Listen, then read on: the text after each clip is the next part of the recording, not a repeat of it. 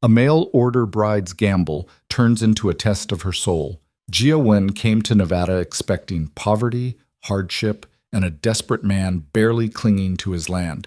What she didn't expect was a husband who would test her heart by hiding everything he truly owned.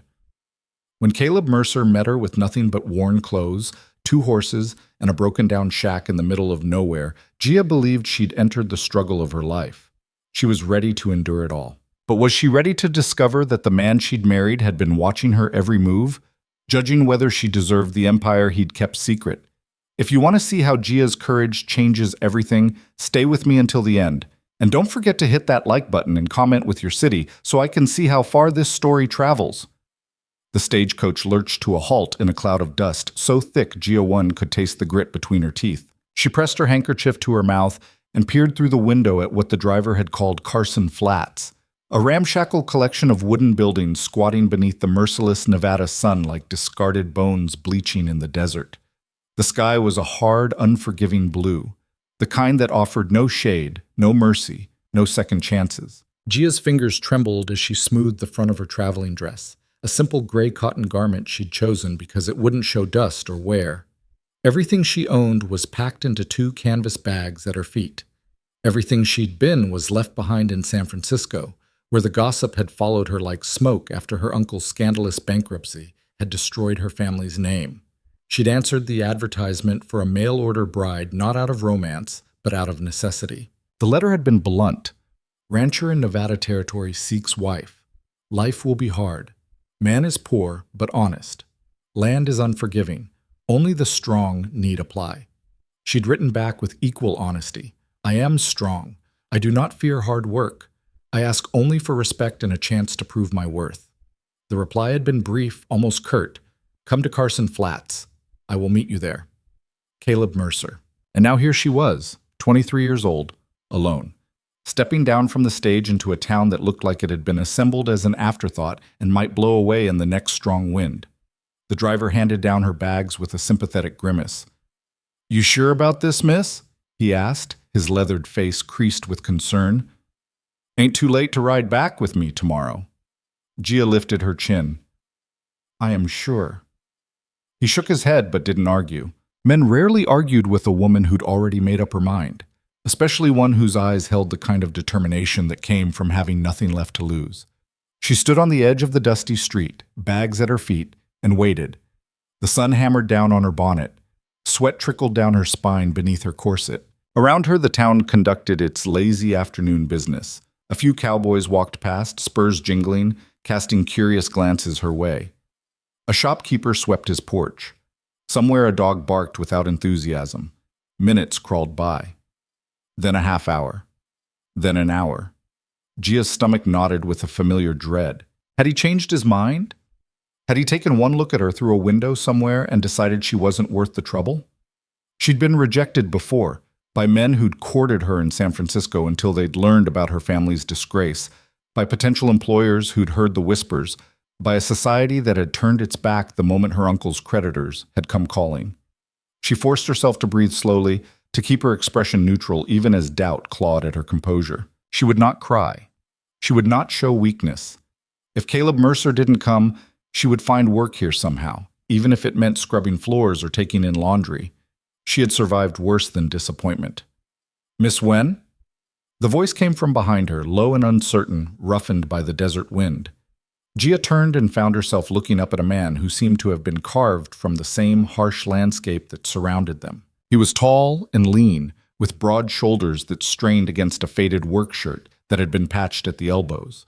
His trousers were worn at the knees, held up by suspenders that had seen better years. Dust coated his boots. A hat with a frayed brim shadowed his face, but she could see sun-weathered skin, a strong jaw darkened by several days' worth of stubble, and eyes the color of slate, cautious eyes that studied her with an intensity that made her pulse quicken. Mr. Mercer, she asked, though she already knew. There was something in the way he held himself, a tension that spoke of a man bracing for rejection. He nodded once, a sharp movement. I'm Caleb Mercer. I apologize for being late. Had to finish some work. He shifted his weight, and she noticed for the first time the 2 horses standing behind him, Dusty, tired-looking animals that matched their owner's worn appearance. No wagon, no carriage, not even a buckboard. Gia's heart sank even as she kept her face carefully composed. She'd known he was poor, the letter had said as much, but the reality of it hit her with unexpected force. This was a man who couldn't even afford a wagon to collect his bride. "It's quite all right," she said, her voice steady despite the disappointment curling through her chest. "I'm pleased to finally meet you." Caleb's eyes flickered with something she couldn't quite read. Surprise, perhaps, or relief. You're not what I expected." "Neither are you," Gia replied honestly. A corner of his mouth twitched, not quite a smile. "I suppose that's fair." He gestured toward the horses. "I know this isn't... I don't have a wagon. You'll have to ride. It's a long way to the ranch, about 4 hours if we keep a steady pace. Can you ride?" "No," Gia admitted, "but I can learn." Something shifted in Caleb's expression, a softening around his eyes. "All right then, we'll take it slow." He moved toward her bags, hoisting them both with an ease that spoke of hard-earned strength. He secured them to the saddle of the larger horse, then turned to her. "This here's Molly. She's steady. Won't give you trouble if you don't give her any." Gia approached the horse cautiously. Molly was enormous up close, her brown coat dappled with dust, her dark eyes regarding Gia with what seemed like patient skepticism. Gia had never been this close to a horse before. In San Francisco, she'd ridden in carriages, protected from the animals by walls and wheels. "Put your left foot in the stirrup," Caleb instructed, moving to stand beside her. "I'll help you up." Gia gathered her skirts in one hand and tried to figure out how to navigate the geometry of mounting a horse while wearing layers of petticoats and maintaining some semblance of modesty. It was impossible. She felt Caleb's hands, rough and warm, settle on her waist. "On 3, he said quietly. 1, 2. He lifted her with surprising gentleness, and somehow she found herself in the saddle, skirts bunched awkwardly around her legs, heart pounding. The ground looked terrifyingly far away. Molly shifted beneath her, and Gia grabbed the saddle horn with both hands. "Easy," Caleb murmured, though Gia wasn't sure if he was talking to her or the horse. He adjusted the stirrups, his movements efficient and impersonal, though she was acutely aware of his proximity. "Keep your heels down, back straight. Molly knows the way home. She'll follow Duke. That's my horse. Just move with her rhythm. Don't fight it." "I understand," Gia said, though she didn't, not really. Caleb mounted his own horse with the fluid grace of someone who'd spent more time in the saddle than out of it. Duke was bigger than Molly, a dark bay with a white blaze down his face and an air of quiet authority. Caleb glanced back at her, his expression unreadable beneath the shadow of his hat. "It's going to be rough," he said. "The land out here doesn't give much quarter. If you need to stop, you tell me. Don't try to be brave about it." Gia thought about the letter she'd written, about her promise of strength. "I will manage." Caleb studied her for a long moment, then nodded. "Let's go then." He clicked his tongue, and Duke started forward. Molly followed without prompting, and Gia's world transformed into a lurching, terrifying motion that had nothing to do with the smooth glide of a carriage. She gripped the saddle horn until her knuckles went white, trying to find the rhythm Caleb had mentioned, trying not to think about how far she could fall. They rode out of Carson Flats into a landscape that seemed designed to break spirits. The desert stretched in every direction, broken only by scattered sage and the occasional Joshua tree reaching twisted arms toward the sky. Mountains rose in the distance like the knuckles of a massive fist, purple and hazy in the afternoon heat. The sun beat down with relentless intensity, turning the air into something thick and oppressive. Within the first hour, every muscle in Gia's body began to protest. Her thighs ached from gripping the saddle. Her back screamed from trying to maintain her posture. Her hands cramped around the saddle horn. Sweat soaked through her dress, and dust worked its way into every fold of fabric, every pore of her skin. The inside of her mouth felt like sandpaper. Caleb rode ahead, silent except for the occasional glance back to check on her. He didn't speak, didn't offer conversation or comfort, and Gia was grateful for it. She needed all her concentration just to stay in the saddle, to keep breathing through the waves of pain and discomfort. When the sun began its descent toward the western mountains, painting the sky in shades of orange and gold that would have been beautiful if Gia had possessed the energy to appreciate them, Caleb finally called a halt. They'd stopped in a shallow depression that offered minimal shelter from the wind that had picked up, carrying with it the day's accumulated heat. "We'll rest here for a bit," Caleb said, dismounting in one smooth motion. He approached Molly and reached up. "Come on down. You need to walk some, or you'll seize up." Gia tried to swing her leg over the saddle the way she'd seen Caleb do it, but her body refused to cooperate. Her muscles had locked into position. Panic fluttered in her chest. "I can't," she whispered, hating the admission. "Yes, you can," Caleb said, his tone matter-of-fact rather than impatient. "I'm going to help you. Let go of the horn." It took an act of will to uncurl her fingers. Caleb's hands found her waist again, steadying her as she awkwardly, painfully, maneuvered her leg over Molly's back. When her feet touched the ground, her knees buckled immediately. She would have fallen if Caleb hadn't caught her, his grip firm and sure. "I've got you," he said quietly. "Just stand there a minute. Let the blood flow back." Gia stood in the circle of his arms, too exhausted and humiliated to even feel embarrassed, and waited for her legs to remember how to function. Slowly, painfully, sensation returned, along with a whole new universe of aches. When she finally felt stable enough to stand on her own, Caleb released her and stepped back. "Walk around a bit," he instructed, already turning to tend the horses. "We've got another 2 hours of riding before we reach the ranch." 2 more hours. Gia closed her eyes briefly, gathering her resolve like a cloak around her shoulders. She could do this. She'd promised she was strong. She would not complain. She would not cry. She would not give him any reason to regret his choice. She forced herself to walk in small circles, ignoring the way every step sent jolts of pain through her abused muscles. Caleb worked efficiently, checking the horses' hooves, adjusting their loads. He pulled out a canteen and brought it to her. "Drink," he said. "Not too much at once." The water was warm and tasted of metal, but it was the most wonderful thing Gia had ever experienced. She forced herself to take small sips, to hand the canteen back before she'd had her fill. Caleb took a long drink himself, then capped the canteen and studied her with those careful gray eyes. "You doing all right?" "Yes," Gia lied. His mouth quirked slightly. "You're tougher than you look." "I am exactly as tough as I need to be," Gia replied, lifting her chin. This time Caleb almost smiled, a ghost of expression that softened the hard lines of his face and made him look younger, less burdened. "I'm starting to believe that." He hesitated, then added, "The ranch, it's not much. I don't want you to get your hopes up. It's rough living. The cabin's small. There's a lot of work to be done." "I did not come here expecting comfort," Gia said. "Your letter was very clear about what kind of life this would be." "I know," Caleb said. I wanted to make sure you understood. Really understood. Some women, they hear ranch and they think of something out of a storybook. Big house, hired hands, easy living. That's not what I can offer." "I am not some women," Gia said firmly. "I know what hardship looks like, Mr. Mercer. I have lived through my family's disgrace, through poverty, through rejection. I came here because I wanted a chance to build something real, something honest, even if that means building it from nothing." Caleb stared at her for a long moment, and Gia had the sudden, unsettling sensation that he was looking past her words, past her carefully maintained composure, into some deeper truth she wasn't even fully aware of herself. "All right then," he said finally. "Let's keep moving. The sooner we get there, the sooner you can rest properly." The second half of the journey was worse than the first. The sun set, taking with it the brutal heat, but replacing it with a cold that seemed to seep into Gia's bones. The temperature in the desert didn't transition.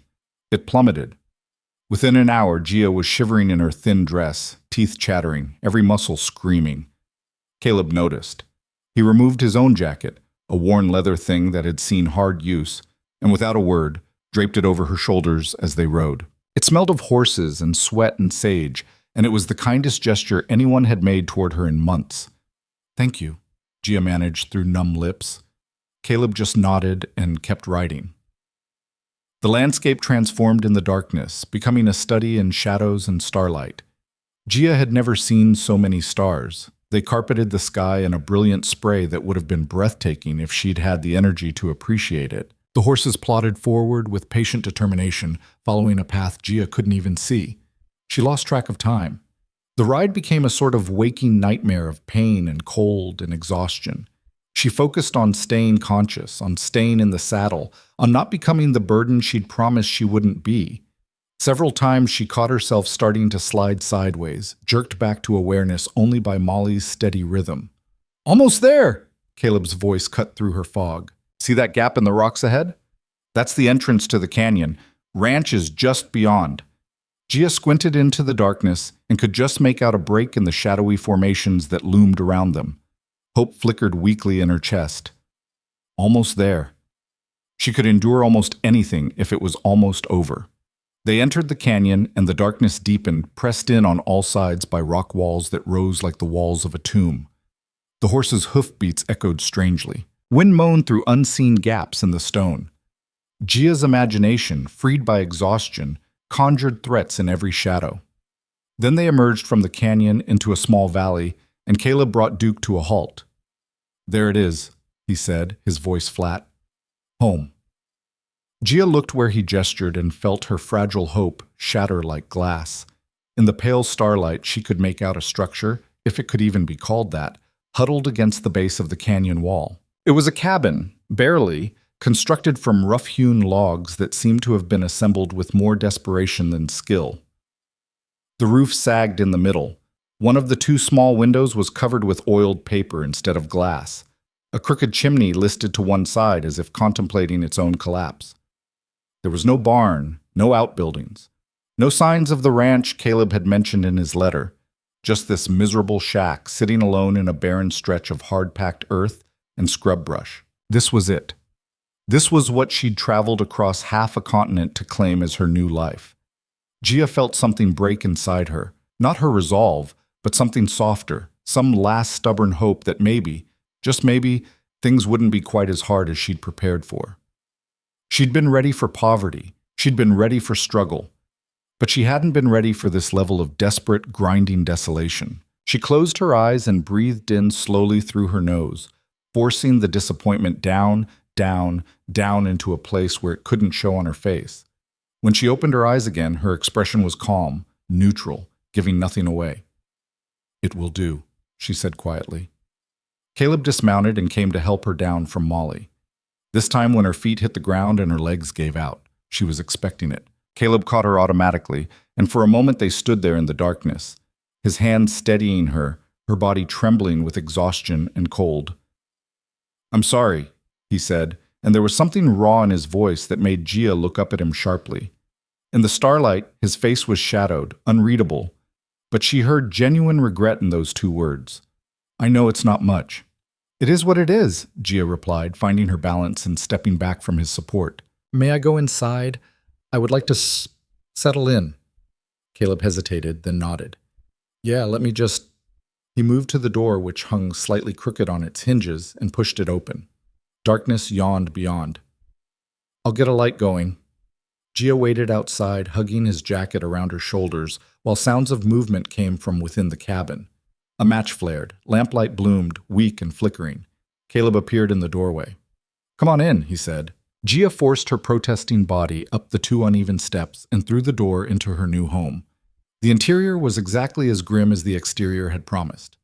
The cabin consisted of a single room, perhaps 15 feet square, with a dirt floor that had been packed hard by use. A crude iron stove hunched in one corner, its pipe snaking up through the roof. A rough wooden table sat in the center of the room with two mismatched chairs. Against the far wall, a narrow bed frame held what looked like a straw mattress covered with a threadbare blanket. A few shelves held a sparse collection of tin plates, cups, and provisions. That was it. That was everything. Caleb watched her take it all in, his jaw tight. "There's only the one bed," he said gruffly. "I'll sleep outside, give you some privacy." "That's not necessary," Gia began, but Caleb cut her off. "It is necessary," he said firmly. "We barely know each other. I'm not about to— I'll sleep outside until you're comfortable with other arrangements, or until we have a proper wedding, if that's what you want." Gia blinked. In all the desperate practicality of becoming a mail-order bride, she'd almost forgotten that she and Caleb weren't actually married yet. The letter had said he was seeking a wife, but they'd never discussed the specifics of when or how that would happen. "I see," she said carefully. "That's considerate of you. Consider it's got nothing to do with it, Caleb muttered. It's just decent. You came a long way on my word. Least I can do is make sure you feel safe here. He moved past her to light the stove, his movements economical and practiced. Within minutes, he had a small fire going, its warmth beginning to push back the cold that had settled into the cabin's bones. Gia stood uncertainly in the middle of the room, unsure what to do, where to put herself. You must be hungry, Caleb said, not looking at her. I've got some beans, some jerky, some hardtack, nothing fancy. That sounds fine, Gia said, though she wasn't sure she could eat. Her stomach was twisted with exhaustion and anxiety. Caleb set about preparing a meal with the same quiet efficiency he'd shown with everything else. Gia watched him move around the small space, noting the way he knew exactly where everything was, the practiced ease with which he handled the simple cooking implements. He filled a battered pot with water from a bucket near the door, added beans that looked like they'd been soaking, and set the pot on the stove. Water's from the spring, he said, still not meeting her eyes. It's good water, clean. I'll show you where it is tomorrow. Thank you, Gia said. Silence fell between them, broken only by the crackle of the fire and the quiet sounds of Caleb's preparations. Gia realized she was still wearing his jacket and carefully removed it, draping it over one of the chairs. She felt lost, adrift in this tiny space with this stranger she'd agreed to marry. You should sit, Caleb said, gesturing to a chair. Take the weight off. Gia sat gratefully, every muscle in her body sighing with relief. Now that she was still, the full weight of the day's journey crashed over her. She felt hollowed out, scraped clean, barely present in her own skin. Caleb stirred the beans, added some kind of dried meat to the pot, then finally turned to look at her properly. In the lamplight, she could see his face more clearly, strong features weathered by sun and wind, a nose that had been broken at least once, a mouth set in a line that suggested he didn't smile often. But it was his eyes that caught her attention. They were careful, guarded, but beneath that caution she saw something else. Loneliness. And maybe fear. Why did you really come here? He asked abruptly. I mean, I know what you said in your letter about your family's troubles, but there had to be other options, work in San Francisco, maybe another man closer to civilization. Why come all the way out here to the edge of nowhere for a stranger? Gia considered her answer carefully. She could give him the practical reasons, the lack of employment opportunities for a disgraced woman, the weight of social stigma, the desperate need to escape. All of that was true. But it wasn't the whole truth. Because I wanted to matter, she said finally. In San Francisco, I was just another ruined woman, another scandal to be whispered about and avoided. Everything I did, everything I was, it was all tainted by my family's disgrace.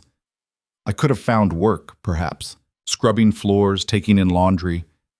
I could have survived, but I would always have been defined by what I'd lost, by what my uncle had done. Out here, I thought maybe I could be defined by what I built instead, by what I survived, by what I proved I could endure. Caleb's expression shifted, something flickering behind his eyes that might have been understanding. And what do you think now that you've seen what you're in for? Gia looked around the miserable cabin, at the dirt floor and the sagging roof and the single bed with its thin blanket. She thought about the brutal ride through the desert, about the pain still singing through every part of her body, about the vast emptiness of the landscape they'd crossed. She thought about the disappointment that had hit her like a physical blow when she'd first seen this place. I think, she said slowly, that nothing worth having comes easily. I think that if I give up now, I will spend the rest of my life wondering if I was strong enough to make it. And I think I would rather find out I'm strong enough than run away assuming I'm not. Caleb stared at her for a long moment, and then to her surprise, he smiled. It was a small smile, hesitant and rusty, as if he'd almost forgotten how. But it transformed his face, softening the hard edges, reaching his eyes and making them crinkle at the corners. You're something else, Gia, he said quietly. Is that good or bad? Gia asked. Haven't decided yet, Caleb replied, but his tone was lighter than it had been. He turned back to the stove and ladled beans into 2 tin bowls. He brought one to her along with a spoon, then settled into the chair across from her with his own bowl. The food was simple, barely seasoned, the kind of meal designed for survival rather than pleasure. But Gia ate it without complaint, focusing on each bite. on the warmth spreading through her body as she swallowed. Across from her, Caleb ate in silence, but she noticed the way he watched her from beneath his lashes, the way he seemed to be assessing her reaction to everything. She was being tested.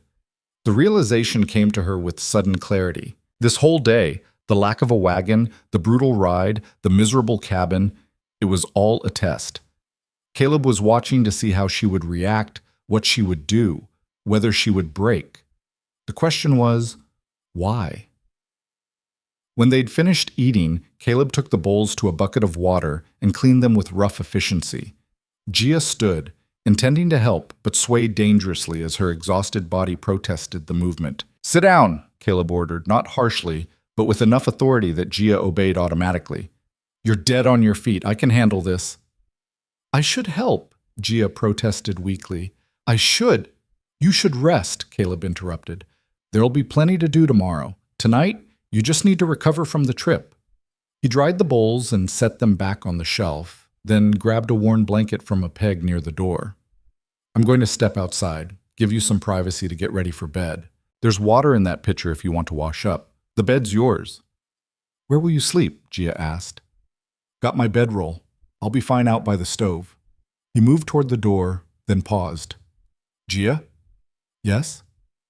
"You did good today, riding all that way, never complaining. I wanted you to know I noticed." Before she could respond, he slipped out into the night, closing the door behind him. Gia sat alone in the flickering lamplight and let herself feel, just for a moment, the full weight of everything that had happened. The fear and disappointment and exhaustion and uncertainty. She let it wash over her, through her, and then she set it aside. She was here. This was her life now. She could make it work. She would make it work. She rose on shaking legs and moved to the pitcher of water. It was cold, but she used it to wash the dust from her face and hands, the simple act of cleaning herself making her feel a little more human.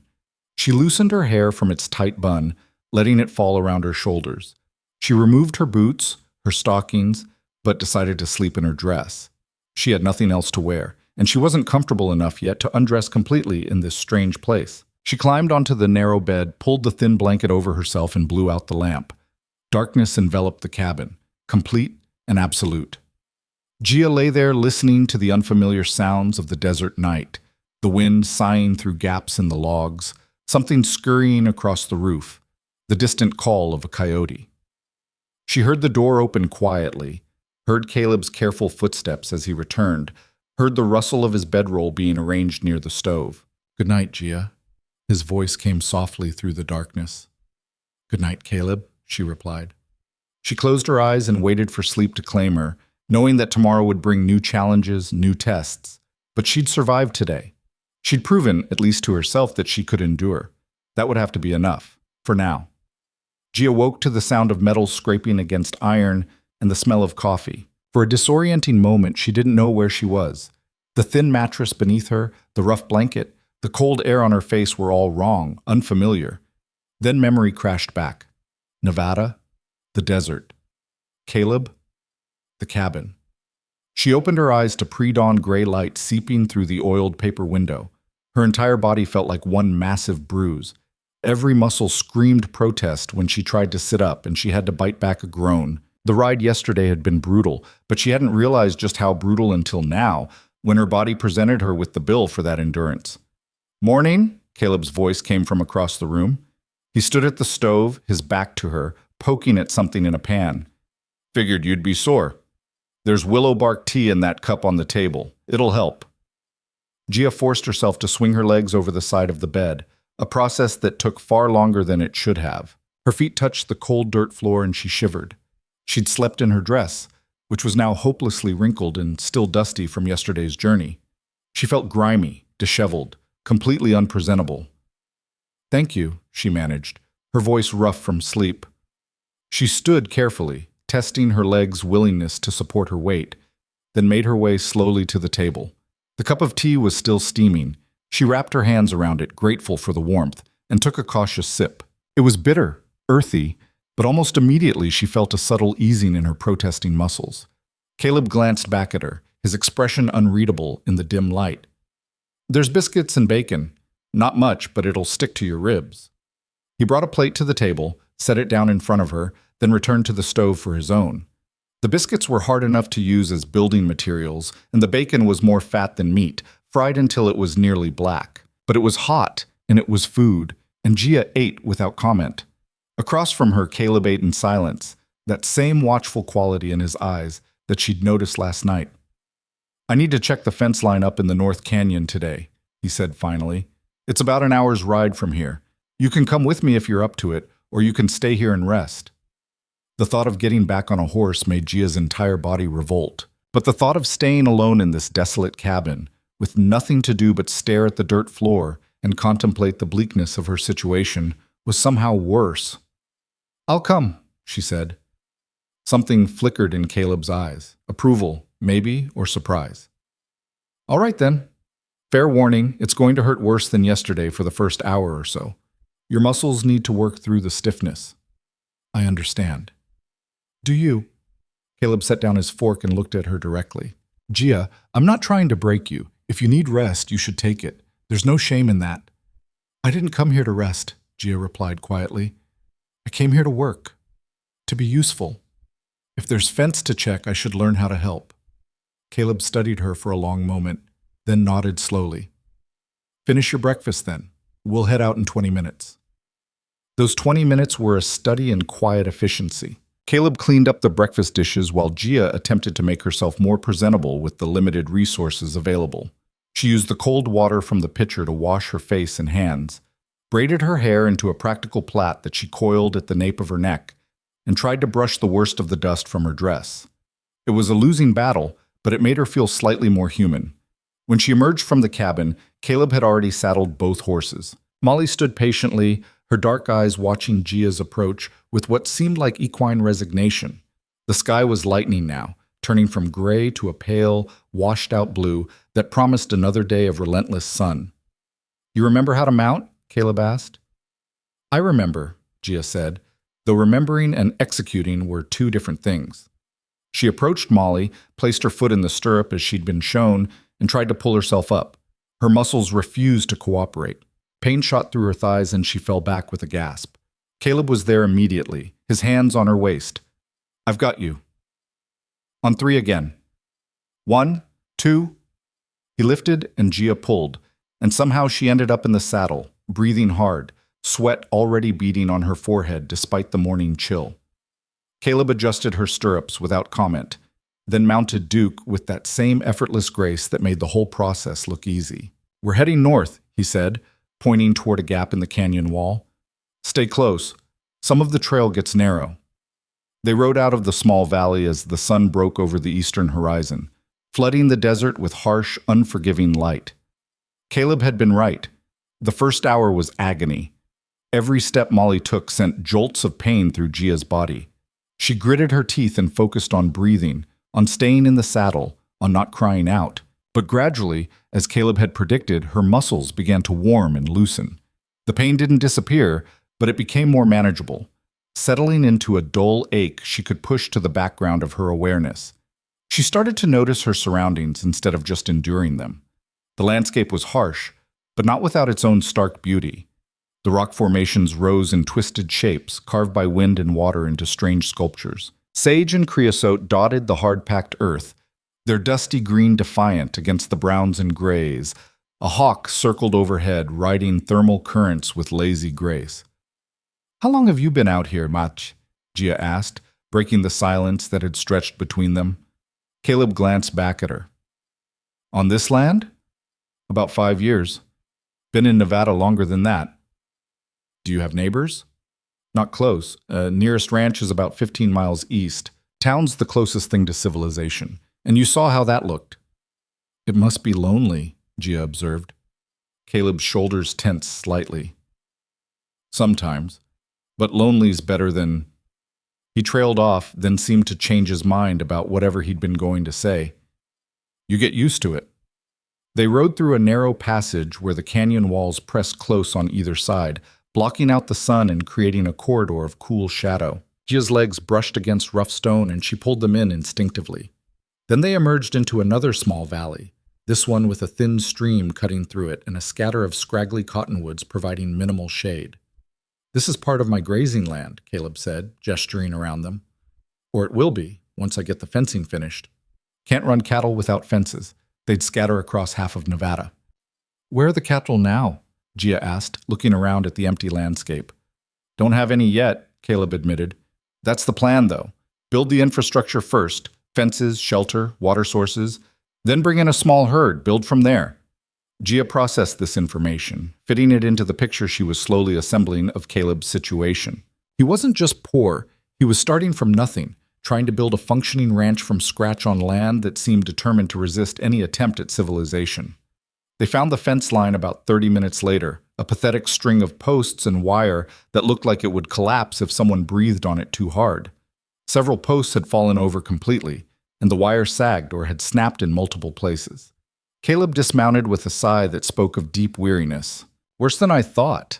This is going to take most of the day to fix properly.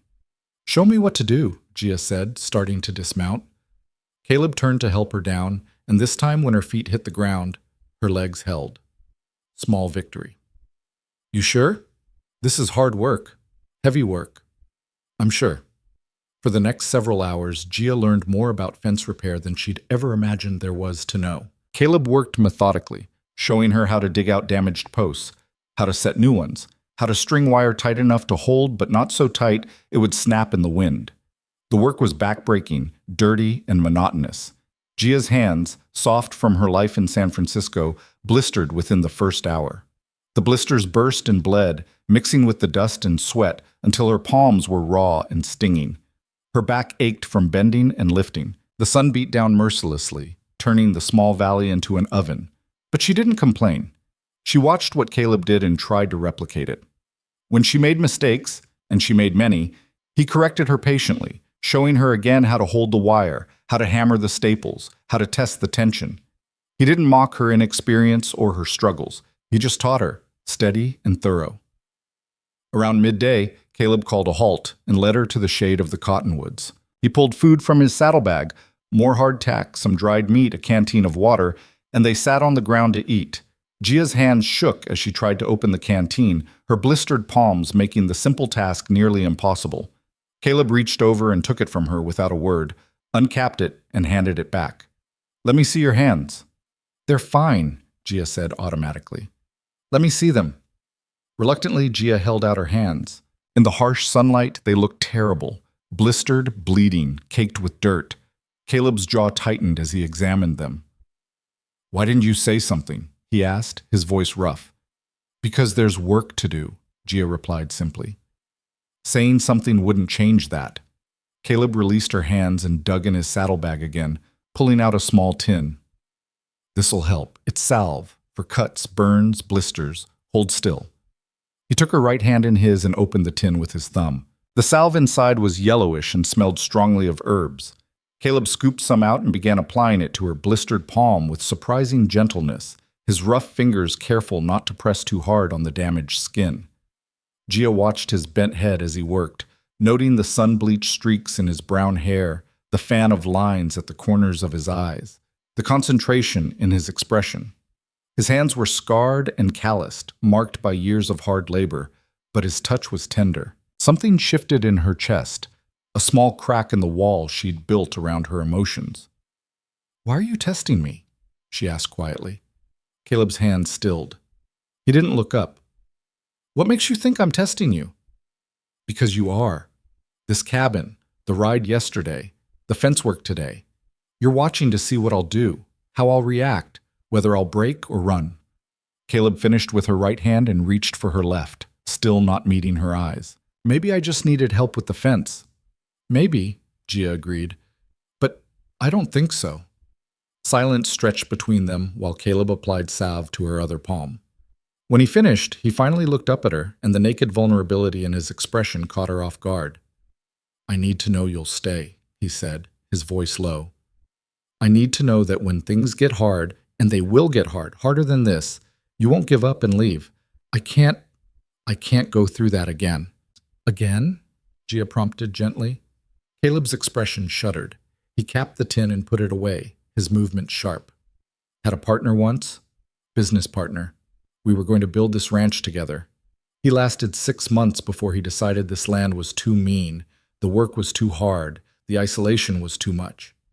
He left in the middle of the night, took half the supplies, and I never saw him again. That was 3 years ago.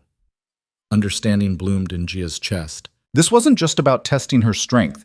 It was about testing her commitment. Caleb had been abandoned before, left to struggle alone, and he was terrified it would happen again. "I'm not your partner," Gia said carefully. "I'm not a man looking to strike it rich or seeking adventure. I'm a woman who has nowhere else to go and nothing to go back to. This is my chance, Caleb, my only chance. I won't leave because if I leave, I have nothing." "That's not a good reason to stay," Caleb said roughly. "That's desperation, not commitment." "Isn't it both?" Gia asked. "Desperation gave me the courage to come here, but commitment is what will make me stay. I committed to this when I answered your letter. I committed to it when I got on that stage. I committed to it when I got back on that horse this morning, even though every part of my body was screaming at me not to. I'm still here, Caleb. I'm still working. What more proof do you need?" Caleb stared at her for a long moment, his gray eyes searching her face as if trying to read her soul. "I don't know," he admitted finally. "I don't know what proof I need. I just know I'm tired of being alone and I'm scared of what it'll cost me to stop being alone." The honesty in his words stripped away Gia's own defenses. "I'm scared too," she confessed. "I'm scared I'm not strong enough. I'm scared this life will break me. I'm scared of trusting you and being hurt, but I'm more scared of not trying, of giving up before I even start."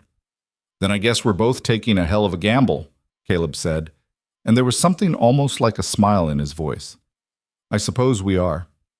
They finished their meal in a silence that felt different now, less guarded, more companionable. When they returned to work, Caleb wrapped strips of cloth around Gia's hands to protect her blistered palms, then adjusted their tasks so she was doing work that required less gripping and pulling. It was a small kindness, but Gia felt it like a warmth spreading through her chest. The afternoon wore on. They worked side by side, speaking occasionally, but mostly moving in quiet coordination. Gia learned to anticipate what Caleb would need next, to hand him tools before he asked, to hold the wire steady while he stapled it in place. Despite the pain and exhaustion, despite the brutal heat and the endless repetition of tasks, she found herself settling into a rhythm. This was partnership, she realized. Not romance or passion, but two people working toward a common goal, relying on each other, building something together. It was harder than she'd imagined and more satisfying than she'd dared hope. When the sun began its descent toward the western mountains, painting the canyon walls in shades of gold and crimson, Caleb finally stood and surveyed their work. The fence line ran straight and true now, the posts solid, the wire taut. "That'll hold," he said with satisfaction. "You did good work today, Gia." The praise warmed her more than it probably should have. "Thank you for teaching me." "Thank you for being willing to learn," Caleb replied. He started gathering their tools, packing them carefully. "We should head back. It'll be full dark by the time we get to the cabin." The ride back was easier than the morning journey, though Gia's exhaustion was bone deep now, a weariness that went beyond the physical. But it was a good exhaustion, earned through effort and accomplishment. When the cabin finally came into view, huddled in its small valley beneath the emerging stars, it didn't look quite as miserable as it had the night before. Caleb helped her down from Molly, and Gia stood swaying slightly, watching as he tended to both horses with the same patient care he'd shown in everything else. When he finished, he turned to her. "You go on inside. I'll get dinner started in a bit." "I can help," Gia said, though even to her own ears she sounded unconvincing. "You can help tomorrow. Tonight you've done enough." Gia wanted to protest, but her body had reached its limit. She nodded and made her way into the cabin, lit the lamp with trembling hands, and sank onto the edge of the bed. She meant to rest just for a moment, but the moment stretched and her eyes grew heavy. She woke to the smell of beans and coffee. Caleb was at the stove again, moving quietly in the lamplight. He sat up, disoriented, and realized she'd fallen asleep still wearing her boots. "Sorry," she mumbled. "I meant to help." "You needed the rest more," Caleb said without turning around. "Food's almost ready." They ate together at the small table, and this time the silence felt comfortable, familiar even. When they finished, Gia insisted on cleaning the dishes despite Caleb's protests. Her wrapped hands made the task clumsy, but she managed. As she set the last bowl on the shelf, Caleb spoke from behind her. Gia? She turned. Yes? You asked why I'm testing you, and I told you part of the truth. But there's more to it. He paused, struggling with words. I need to know I can trust you, not just to stay, but to be honest with me, to tell me the truth even when it's hard. I understand, Gia said. Do you? Caleb took a step closer. Because I'm about to ask you for the truth right now, and I need you to give it to me. Can you do that? Yes, Gia said, though her heart had begun to pound. What do you really think of this place? Of this life? Not what you think I want to hear, not what sounds noble or brave. The truth. Gia looked around the miserable cabin, at the dirt floor and the sagging roof and the pathetic collection of supplies. She thought about the brutal ride, the backbreaking work, the isolation that pressed in from all sides. She thought about her bleeding hands and her aching body and the fear that lived in her chest like a stone. I think it's the hardest thing I've ever done, she said slowly. I think some part of me wants to get back on that stage and run as far from here as I can. I think I'm terrified I'm not strong enough, not brave enough, not good enough to make this work. She met Caleb's eyes. But I also think that for the first time in a very long time, I matter. My work today mattered. My presence here matters, and that's worth more to me than comfort or ease or safety. So no, I don't love this place, but I choose it anyway. Is that honest enough for you? Caleb's expression transformed. The tension that had been holding him rigid drained away, and he smiled, really smiled, warm and genuine and relieved. Yeah, he said softly. That's honest enough. He moved past her to his bedroll near the stove, and Gia thought the conversation was over. But as she prepared for bed, as she washed her face and loosened her braid, she heard his voice in the darkness. Gia? Yes? I'm glad you're here. Something warm unfurled in Gia's chest. I'm glad too, she said, and meant it. She climbed into the narrow bed and pulled the thin blanket over herself, listening to the sounds of Caleb settling into his own bedroll. Outside, the desert wind sang through the canyon. Inside, the stove ticked as it cooled. And for the first time since arriving in Nevada, Gia felt something that might, eventually, become hope. The next days fell into a pattern. Caleb woke her before dawn with willow bark tea and simple breakfast. They worked together, sometimes on fencing, sometimes on other tasks around the property. He taught her how to identify which plants could provide water in an emergency, how to read the sky for coming weather, how to move quietly so as not to startle the horses. She learned the land's rhythms, its dangers, its small mercies. Her hands healed slowly, forming calluses over the blisters. Her muscles grew stronger. The work remained hard, but it stopped feeling impossible. And through it all, Caleb watched her with those careful gray eyes, testing, always testing. On the fourth morning, Gia woke to find Caleb already dressed, standing at the window, tension radiating from his shoulders. What's wrong? She asked, sitting up. He turned to her, and in his expression she saw determination mixed with something that looked like fear. Nothing's wrong, but we're going somewhere today. Somewhere I should have taken you from the start. Where? You'll see, Caleb said. Get dressed. Wear your sturdiest boots. And Gia? He paused. After today, everything changes. I need you to understand that.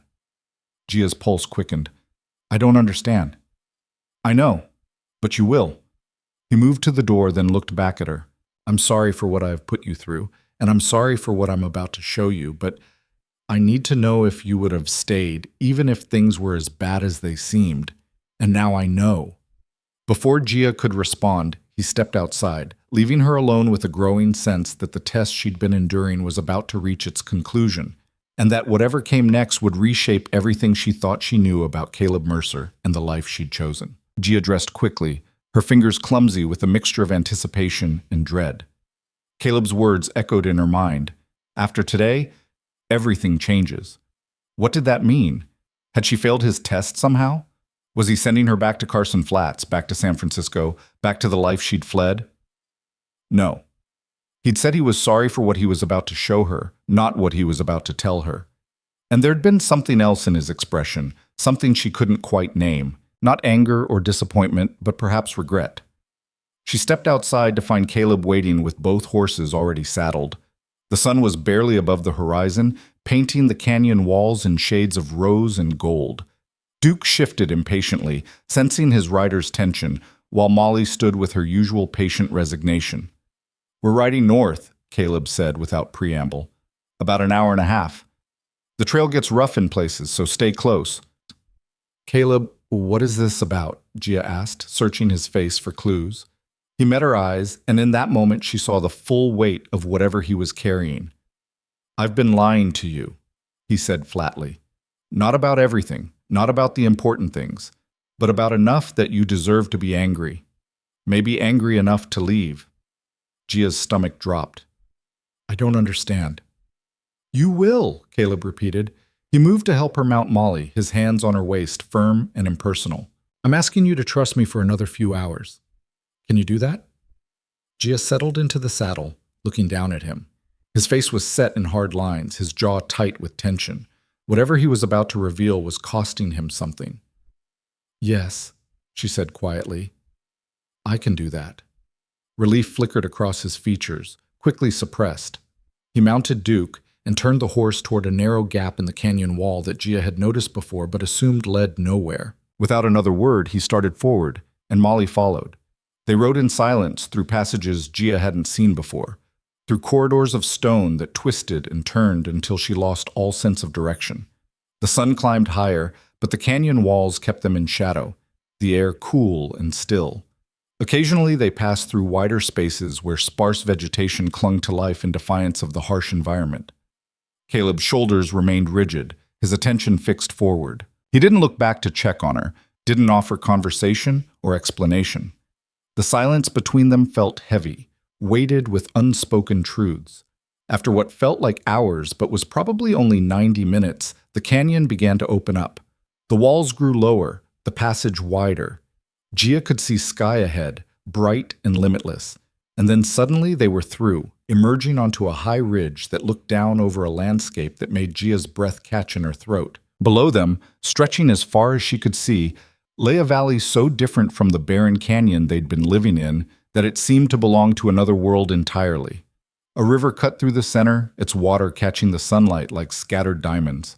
On either side of the river, grassland rolled in gentle waves, dotted with cattle, dozens of them, maybe hundreds, grazing peacefully in the morning light. Cottonwoods and willows clustered along the riverbank, their green a shocking contrast to the browns and grays she'd grown accustomed to. And there, set back from the river on a slight rise, stood a house. Not a cabin, not a shack. A house. 2 stories of solid timber construction with a wide porch wrapping around the front. Windows that gleamed with actual glass. A stone chimney rising from a roof that didn't sag. Around it were arranged outbuildings. A massive barn, a stable, corrals, storage sheds, all well-built and well-maintained. This wasn't a struggling ranch barely clinging to existence. This was an empire. Gia stared at the scene below her, her mind struggling to reconcile what she was seeing with everything she'd experienced over the past 4 days.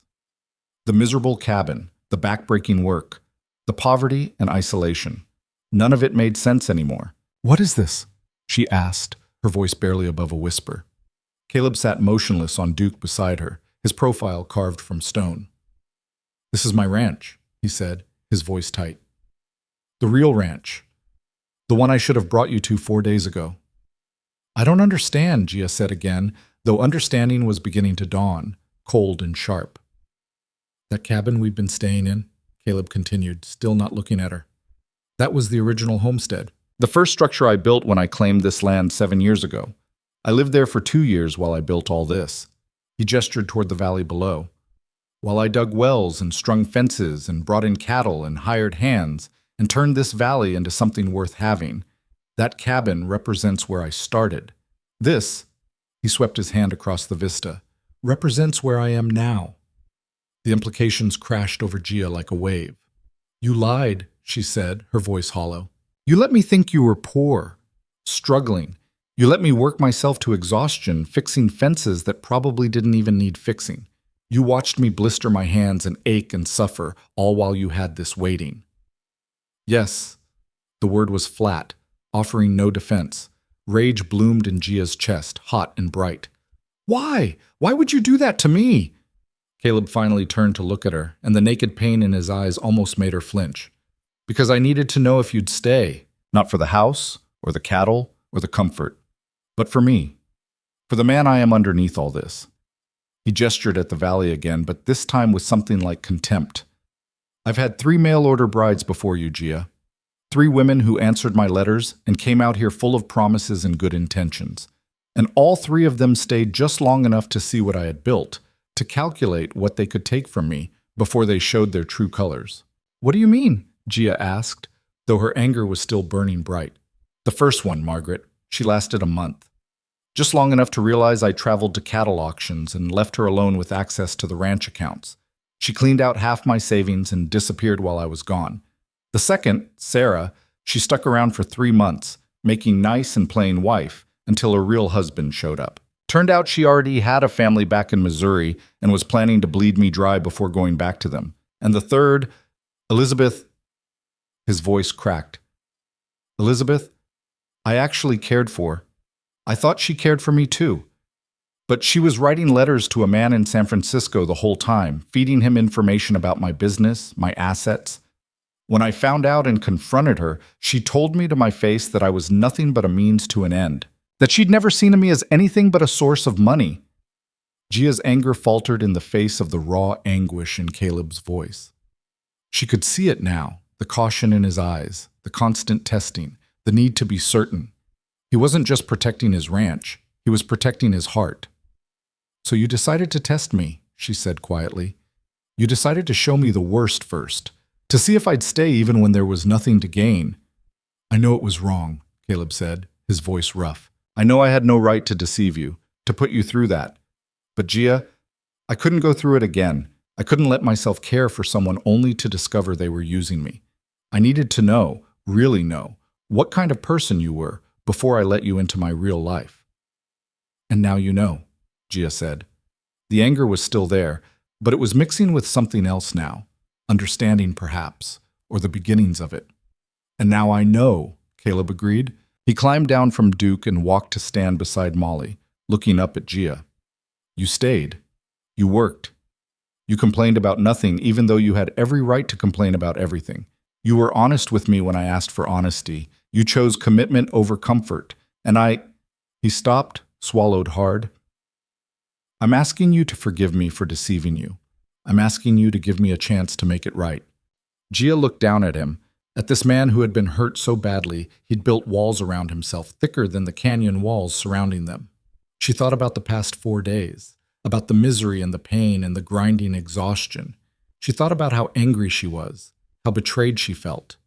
But she also thought about the quiet moments, about Caleb's gentle hands tending her blistered palms, about the way he'd taught her with patience and never mocked her failures, about his confession by the fence line, his admission of fear and loneliness, about the way he'd said he was glad she was here. You had no right to test me that way, she said, and watched him flinch. You had no right to make me suffer just to prove I could. Those 4 days, that was my life, Caleb. My pain was real, even if the poverty wasn't. I know, he said miserably. I know, and I'm sorry. But I understand why you did it, Gia continued. I don't agree with it. I'm angry about it. But I understand the fear that drove it. Because I'm afraid too. I came here expecting the worst and found something slightly better. You came into this expecting the worst and wanted to control how you discovered it. We're both operating from wounds that haven't healed. Hope flickered in Caleb's eyes. Does that mean you'll stay? That you'll let me show you what our life could really be like? Gia took a deep breath, looking out over the valley that was apparently her home. The house with its glass windows and solid roof.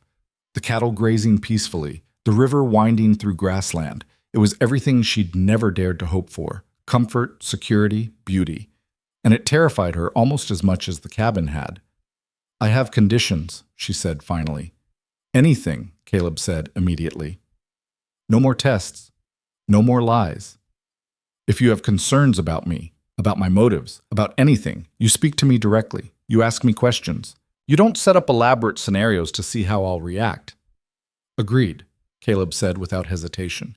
And you tell me the truth about your life, about this ranch, about the hands you mentioned hiring, about everything. No more surprises. I will. And you understand that I'm still angry with you, that forgiveness isn't the same as forgetting, that you've damaged the trust between us before we even had a chance to build it properly. Caleb's expression was grave. I understand, and I'll spend however long it takes earning that trust back. Gia studied his face, seeing sincerity in every line. All right then, she said. Help me down. Let's see this ranch of yours. Relief washed over Caleb's features so completely that he looked years younger. He reached up and helped her dismount, and this time, when her feet touched the ground, she stepped away from him deliberately, establishing space between them. They rode down into the valley in silence, following a well-maintained trail that wound through the grassland. As they got closer, Gia could see more details. The cattle were healthy and well-fed, their coats gleaming in the sunlight. The fences were sturdy and professional, nothing like the pathetic string of wire and posts she'd spent hours repairing. Everything spoke of careful management and significant investment. As they approached the house, two men emerged from the barn, ranch hands, Gia assumed, both weather-beaten and clearly surprised to see Caleb riding in with a woman. They touched their hat brims respectfully, but kept their distance, their expressions carefully neutral. That's Tom and Jesse, Caleb said quietly. Good men. They've been with me for 3 years. There are 4 other hands as well, but they're out with the herd right now. 6 employees. Gia tried to calculate what that meant in terms of Caleb's actual wealth, and found she couldn't. She'd been so focused on survival that she hadn't even considered the economics of ranching. They dismounted in front of the house, and Caleb tied both horses to the porch rail. He climbed the steps and opened the front door, then stepped aside to let Gia enter first. The interior was just as impressive as the exterior. The front room was spacious, with real furniture, a sofa, chairs, a dining table that could seat 8. Rugs covered polished wood floors. A stone fireplace dominated one wall. Sunlight streamed through windows dressed with actual curtains. A staircase led to the second floor. There are 4 bedrooms upstairs, Caleb said, his voice carefully neutral. You can take your pick. The kitchen's through there. He pointed to a doorway. And there's a storeroom and washroom off the back. We have a well with a pump right outside the kitchen door, and there's a root cellar for food storage. Gia walked slowly through the front room, touching furniture that was real and solid, noting details that spoke of care and planning. This wasn't just a house. It was a home, or it could be. It was everything the cabin wasn't. Why did you build something this big? She asked. For just yourself? Caleb shifted uncomfortably. I suppose I was planning for a future, for a family eventually, for something more than just me and the ranch hands. He paused. Maybe I was being optimistic. Gia turned to look at him, standing in the doorway of this beautiful house, tension radiating from every line of his body. He was waiting for her verdict, she realized, waiting to see if the reality of his wealth changed her opinion of him, changed her commitment. Show me the rest, she said. They toured the house together, Caleb pointing out features with an almost defensive pride. The bedroom with the view of the river, the kitchen with its modern stove and ample workspace, the washroom with its copper tub. Everything was well made, functional, designed for comfort without being ostentatious. When they returned to the front room, Gia sank onto the sofa and nearly gasped at the luxury of actually sitting on something soft after days of wooden chairs and a straw mattress. She looked up at Caleb, who stood watching her with that same careful wariness. I need you to understand something, she said. This doesn't make it better. The fact that you have all this, it makes what you put me through worse, not better. Because you had the choice to bring me here from the start, to show me kindness and comfort, and you chose not to. You chose to test me instead. I know, Caleb said quietly. But I also need you to understand something, Gia continued. I meant what I said at that cabin. I was ready to stay even when I thought this was all you had. This, she gestured around the room, is beautiful. It's more than I ever expected, but it's not why I'm staying. Something in Caleb's expression shifted, softened. Why are you staying then? Gia considered the question carefully. Because I saw who you are during those 4 days. Not the wealthy rancher or the suspicious man testing his bride, but the person underneath, the man who was patient when he taught me, who tended my blistered hands with gentleness, who admitted his fears even though it made him vulnerable. That's the man I chose to stay for. And I need to know, is that who you really are? Or was that part of the test too? Caleb crossed the room and sat in the chair across from her, leaning forward with his elbows on his knees. That was real, he said, his voice intense. Everything I said, everything I felt, that was all real. The only lie was the poverty. Everything else was true. Then we have something to build on, Gia said. It's not much. Trust that's been damaged, honesty that came too late, a partnership that started with deception. But it's something. It's more than I deserve, Caleb said. Probably, Gia agreed and was surprised to see his mouth quirk in an almost smile. But apparently I'm willing to give it anyway, on one condition. What's that? We start over, right now. No more cabin, no more tests, no more pretending. This is our life, this house, this ranch, this reality, and we face it honestly together. Can you do that? Caleb stood and held out his hand. I can do that. Gia took his hand, his rough, scarred, hard-working hand, and let him pull her to her feet. They stood there for a moment, hands clasped, looking at each other across the wreckage of deception and the fragile hope of new beginning. I'm Caleb Mercer, he said, a hint of wry humor in his voice. I own a cattle ranch in Nevada. I'm probably too cautious for my own good, and I've made some terrible decisions when it comes to protecting myself, but I'm trying to be better. Despite everything, Gia felt a smile tug at her lips. I'm Gia Wen. I came to Nevada to escape my past and build a future. I'm stronger than I look and more stubborn than is probably wise, and I'm willing to give you a chance to prove you're worth the risk I'm taking. Fair enough, Caleb said. He released her hand and stepped back. Are you hungry? There's actual food in the kitchen. Real eggs, fresh bread, bacon that isn't 90% fat. I'm starving, Gia admitted. Come on then. Let me show you where everything is. The kitchen was a revelation, spacious and well-stocked, with a pantry full of supplies that made the pathetic collection in the cabin look even more ridiculous in retrospect. Caleb moved around the space with easy familiarity, pulling out ingredients, stoking the stove fire to life. Can you cook? He asked. A little, Gia admitted. Nothing fancy. My family had a cook when I was growing up, and after the bankruptcy I learned enough to keep myself fed, but I'm not skilled. That's all right, neither am I, really. I know how to keep from starving, but that's about it. He cracked eggs into a bowl. Maybe we can figure it out together. They worked side by side, and gradually the tension that had stretched between them since the revelation began to ease. Caleb showed her where things were stored, how the stove worked best, where to find the good coffee beans. Gia asked questions and learned, but this time there was no test underneath the teaching, just practical information being shared between partners. When they sat down to eat, at the large dining table instead of a cramped cabin table, Gia savored every bite of properly cooked food. Real eggs, fluffy and seasoned. Bread that wasn't hard as rock. Coffee that didn't taste like dirt. Simple things, but after 4 days of deprivation, they felt like luxuries. Tell me about the ranch, she said between bites. The real story. How you built all this. Caleb leaned back in his chair, cradling his coffee cup. I came to Nevada 8 years ago with money I'd saved working cattle drives and a dream of owning my own land. I filed a claim on this valley, started with that cabin you saw, and spent the first 2 years just surviving while I built the infrastructure. I worked alone mostly, hiring occasional help when I needed it. Once I had fences and water sources and basic shelter for animals, I bought my first small herd, 20 head of cattle. I built from there, saved profits, reinvested, expanded slowly and carefully. What about the house? Gia asked. Started building it 4 years ago. Took me 2 years to finish it properly. I wanted it done right, not rushed. By that time, the ranch was profitable enough that I could afford to hire permanent hands, which freed me up to focus on expansion and management instead of just daily survival. And the brides? Gia asked quietly. Caleb's expression darkened. Margaret came 5 years ago, when I was just getting established. Sarah came 3 years ago. Elizabeth was 2 years ago. After that, I swore off the whole idea. But the loneliness, he trailed off, staring into his coffee. It eats at you, being out here with no one to talk to except hired hands. No one to share your life with. So 6 months ago, I placed another advertisement.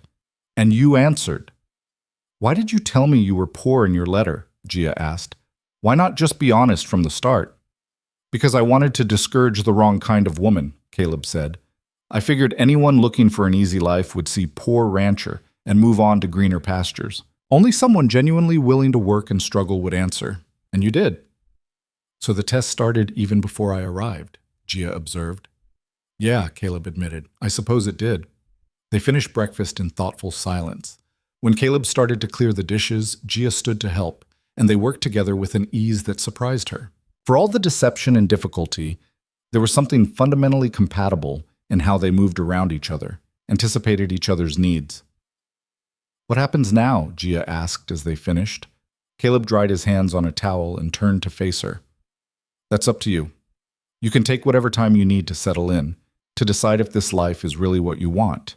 You can explore the ranch, meet the hands, learn how everything works. And when you're ready, if you're ready, we can talk about making our arrangement official. You mean marriage, Gia said.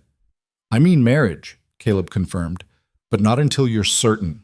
Not until you've chosen this with full knowledge of what you're choosing. I won't rush you, Gia. I've already taken enough choices away from you. Gia appreciated his words, but she also recognized the uncertainty underneath them. He was still afraid. Afraid she'd leave. Afraid she'd been swayed by the house and the comfort rather than by him. Afraid that his deception had destroyed any chance of real partnership. I'd like to see the rest of the ranch, she said. Meet your men. Understand how this all works. Relief crossed Caleb's face. I can show you around.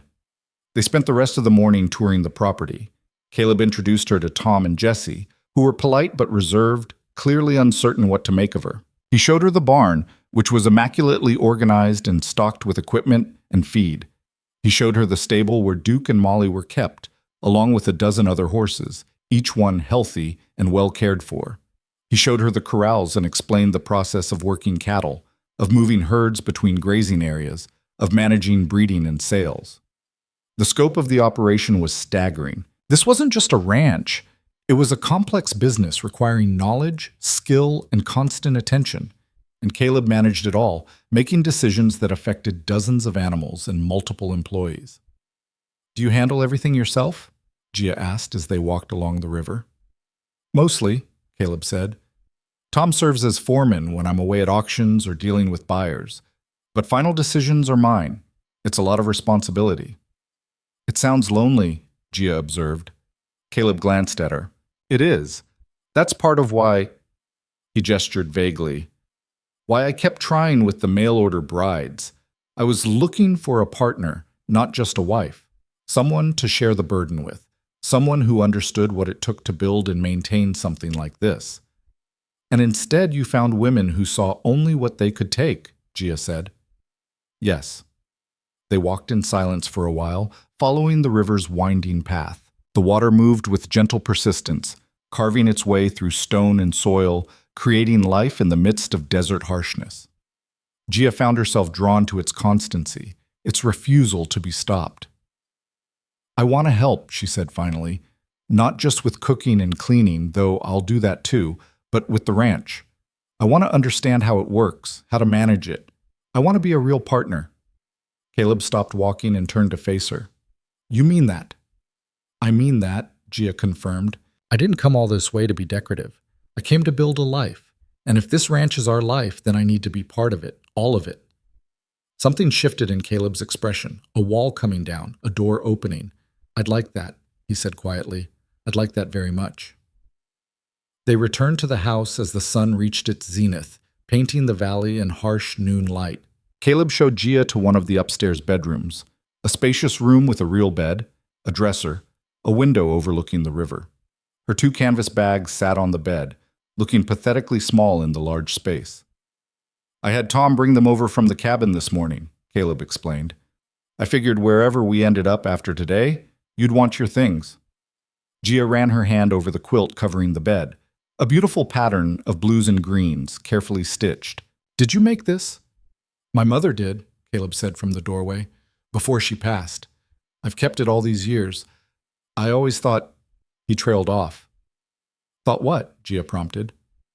That I'd give it to my wife someday. That it would be in our room, not a guest room. He met her eyes. I'm not trying to pressure you. I just want you to know That's what I was hoping for. A real marriage, a real partnership, not just an arrangement. Gia's throat tightened with unexpected emotion. I understand. Caleb nodded and retreated, leaving her alone with her meager possessions and her tangled thoughts. She unpacked slowly, hanging her few dresses in the wardrobe, arranging her toiletries on the dresser. Everything she owned barely made a dent in the space available. When she finished, she stood at the window looking out at the valley. This could be hers. This beautiful place, this comfortable home, this complex life. All she had to do was say yes. All she had to do was forgive Caleb completely for his deception and move forward into the future he was offering. But was that what she wanted? Or was she still just running from her past, trading one form of desperation for another? She didn't have an answer. Not yet. That question haunted Gia through the afternoon as she explored the house more thoroughly, opening cupboards and drawers, discovering the life Caleb had built in solitude. She found books, dozens of them, on ranching and cattle and land management, but also novels and poetry, suggesting a mind that needed more than just practical knowledge. She found a leather journal on a desk in what appeared to be a study, but she didn't open it, respecting the privacy of his thoughts, even as she wondered what he'd written there. In the kitchen, she discovered supplies enough to feed a small army, flour and sugar and coffee in proper containers, spices she hadn't seen in months, preserves and dried fruits carefully stored. The abundance felt almost obscene after the deprivation of the cabin. She was standing in the pantry, running her fingers over jars of peaches, when she heard boots on the porch. A moment later, Caleb appeared in the kitchen doorway, hat in hand, his expression uncertain. I was thinking, he said carefully, that maybe we should have a proper conversation. About expectations. About what happens next. If you're willing. Gia closed the pantry door and faced him. I'm willing. They settled in the front room, Gia on the sofa and Caleb in the chair across from her, maintaining the distance she'd established. The afternoon light slanted through the windows, painting everything in warm gold. I need to explain something, Caleb began, turning his hat in his hands, about why I did what I did. And I know there's no excuse for it, but maybe there's a reason you should understand. I'm listening, Gia said. Caleb stared at his hat for a long moment before speaking. When Elizabeth left, she didn't just leave. She stood in this very room and told me that I was a fool for thinking anyone could love me for myself. She said I was boring and simple, and that the only interesting thing about me was my money. She said she'd been laughing at me the whole time we were together, laughing at how easy I was to manipulate. His voice went rough. And the worst part was, I believed her. I looked back at our time together and I couldn't find a single moment that felt real.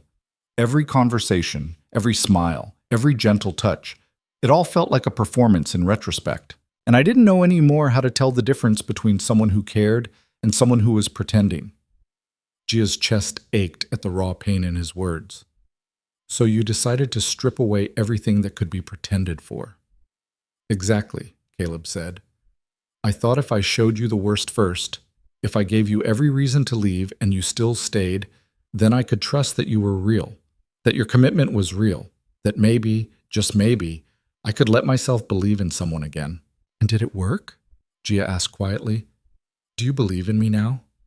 Caleb finally looked up at her, and the vulnerability in his eyes made her breath catch. I want to, he said, but I'm still scared. I'm scared that the moment I really trust you, the moment I let my guard down completely, I'll discover this was all an elaborate pretense too. That you'll reveal you were just better at the game than the others. The honesty of it struck Gia like a physical blow, because she understood that fear intimately. Hadn't she been carrying her own version of it? Hadn't she been waiting for Caleb to reveal some hidden cruelty, some secret that would justify her worst assumptions about men and marriage and the futility of trust? I can't prove I'm real, she said slowly. I can't reach inside my chest and pull out my heart to show you it's genuine.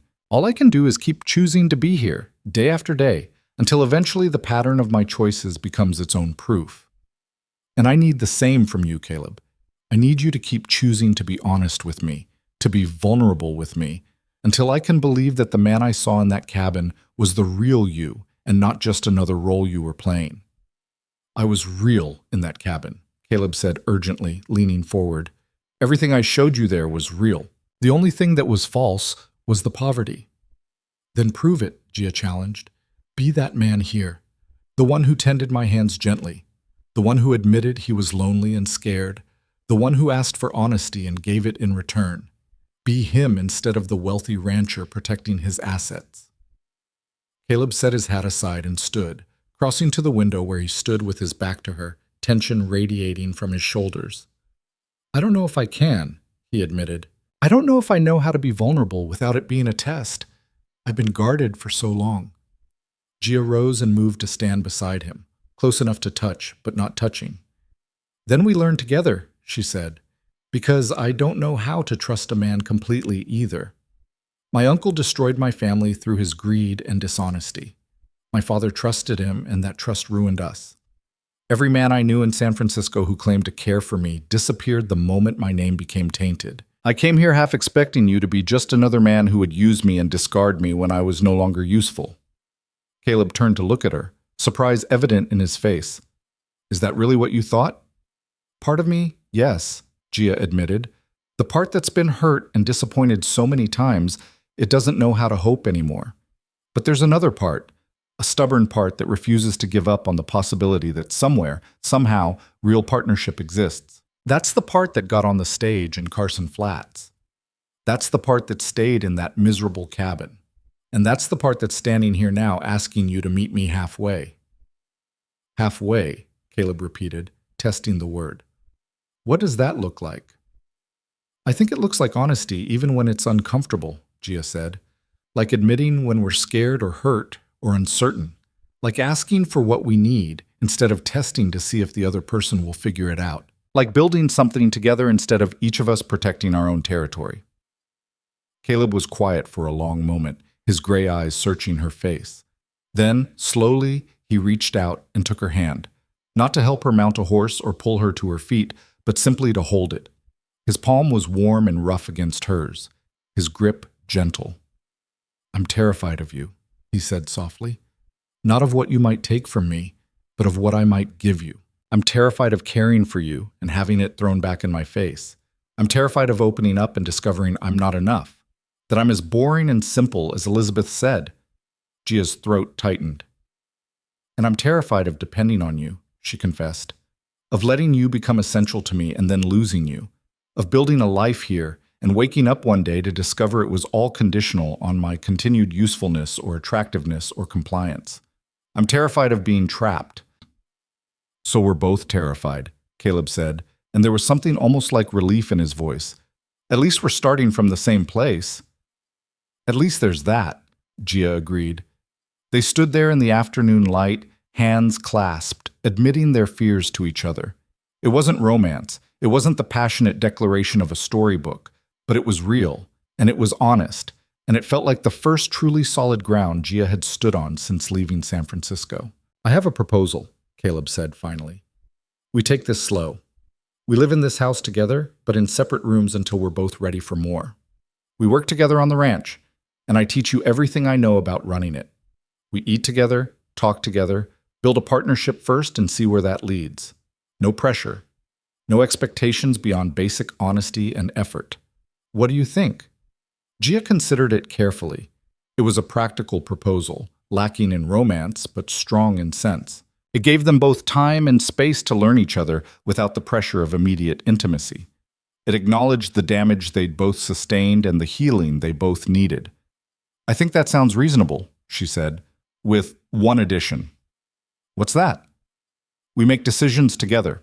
About the ranch, about our life, about everything.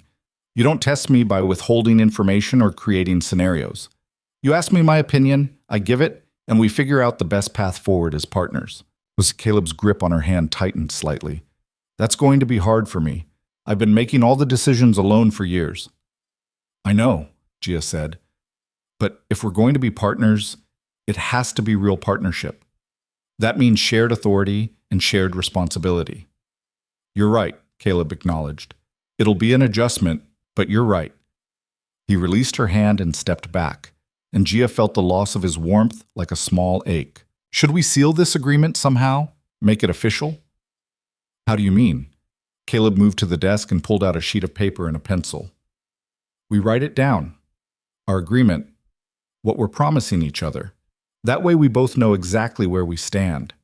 It was such a practical, unromantic approach that Gia almost laughed. But she recognized the wisdom in it too. Clear expectations, clear boundaries, clear commitments. No room for misunderstanding or manipulation. They spent the next hour crafting their agreement together, debating word choice and meaning, making sure every point was clear. When they finished, the paper held a simple list of promises. Honesty in all things, shared decision-making, time and space to build trust, partnership in managing the ranch, separate bedrooms until both agreed otherwise. And at the bottom, a clause that either could walk away if the arrangement wasn't working, with mutual respect and without recrimination. They both signed it, and Caleb folded it carefully and placed it in his desk drawer. Now what? Gia asked. Now we start, Caleb said. We start building what we both came here looking for.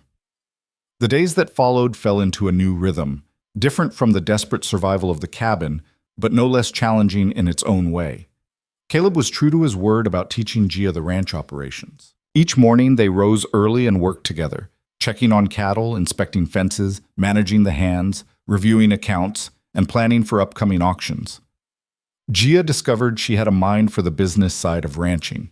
Numbers and planning and strategy came naturally to her, skills she'd developed watching her father run his merchant business before her uncle's betrayal destroyed it all. She could look at Caleb's records and spot inefficiencies, suggest improvements in how supplies were ordered and inventoried.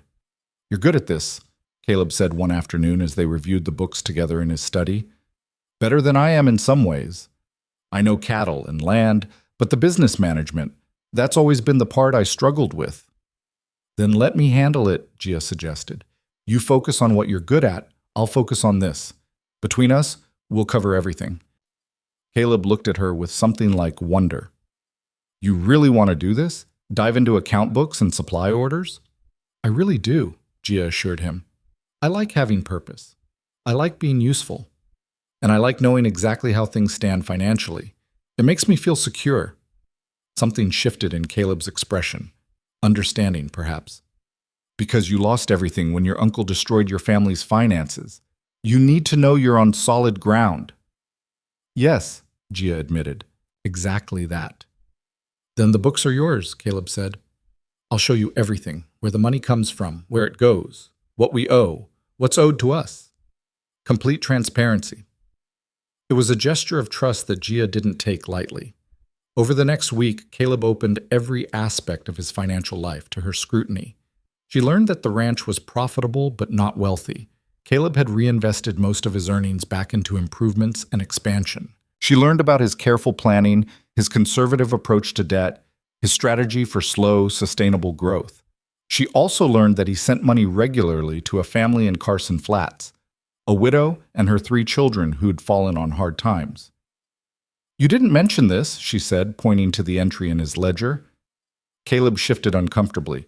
It's not ranch business. That's personal. Tell me anyway, Gia pressed. Her husband worked for me 2 years ago, Caleb explained. Good man, hard worker. He was killed in an accident. A horse spooked and threw him, and he hit his head on a rock. It wasn't anyone's fault, just bad luck. But she had 3 kids and no way to support them. So I send money every month. It's not much, but it keeps them fed and housed. Gia stared at him, seeing yet another layer to this complicated man. That's incredibly kind. It's just decent, Caleb muttered, echoing what he'd said that first night in the cabin.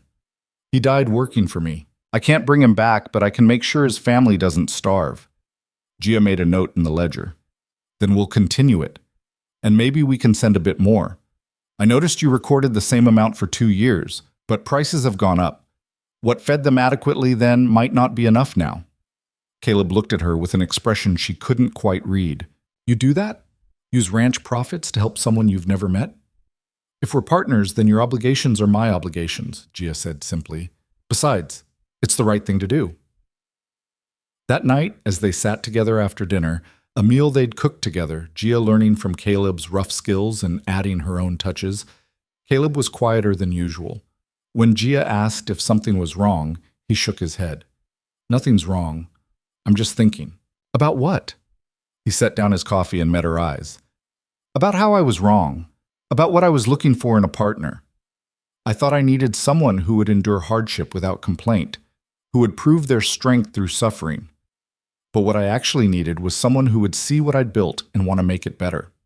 Someone who would add their own skills and perspective and turn mine into ours. Gia felt warmth spread through her chest. Is that what you think I'm doing? That's exactly what you're doing, Caleb said. These past 2 weeks, watching you dive into the accounts, suggest improvements, ask questions about how we could optimize operations. You're not just accepting what I've built. You're actively working to strengthen it, to grow it. And you're doing it with the same commitment you showed when you thought it was just a struggling homestead. But because it doesn't matter whether it's a cabin or a ranch house, Gia said. What matters is that it's ours, that we're building it together. Ours, Caleb repeated, testing the word. I like the sound of that. They smiled at each other across the table, and for the first time since Gia had arrived in Nevada, the smile felt easy, natural, unguarded. But building trust was not a linear process, as Gia discovered a few days later when she overheard Caleb talking with Tom in the barn. She'd come to ask about the feed inventory and found them in conversation, Caleb's voice carrying through the open door. I need you to keep an eye on the northern boundary. Make sure the markers are clear and there's no encroachment. You worried about rustlers again? Tom asked. Always worried about rustlers, Caleb replied, but also just being cautious. Can't be too careful. Gia stepped into the barn, and both men looked up guiltily. What's this about rustlers? She asked. Caleb's expression shuddered slightly. Nothing to worry about, just routine precautions. Caleb, Gia said warningly, we agreed. Honesty in all things. Shared decisions. That includes security concerns. She watched him wrestle with old habits, saw the moment he wanted to deflect or minimize, and then saw him make the conscious choice to be honest instead. There's been some cattle theft in the area, he admitted. Nothing from our ranch yet, but 2 other operations lost animals in the past month. I'm increasing patrols along our boundaries and making sure everything's clearly marked as private property. Why didn't you tell me this before? Gia asked. Because I didn't want to worry you, because I'm used to handling security on my own, because... He stopped, sighed. Because old habits die hard, and I'm still learning how to share the burden. Gia appreciated his honesty even as frustration nipped at her. I understand that. But Caleb, if we're going to make this partnership work, you need to tell me about threats to our ranch. I can't help solve problems I don't know exist. You're right, Caleb acknowledged. I'm sorry, Tom, can you give us a minute? Tom nodded and left, and Caleb turned to face Gia fully. I'm going to mess this up sometimes. I'm going to default to handling things alone because that's what I've done for years. But I'm trying. I promise I'm trying. I know you are, Gia said, her frustration easing. And I'll try to be patient while you learn. But you have to let me in, Caleb, completely. The threats as well as the triumphs. I will, he promised. Starting now, let me show you the security measures we have in place, and you can tell me if you think we need to do more. They spent the next hour walking the property, Caleb showing her patrol routes and explaining his security protocols. Gia listened carefully and asked intelligent questions, and by the end she'd suggested 2 improvements to their approach that Caleb immediately agreed to implement. See, she said as they walked back toward the house in the late afternoon light. This is what partnership looks like. You have knowledge I don't have, I have perspective you don't have. Together we're stronger than either of us alone. When did you get so wise?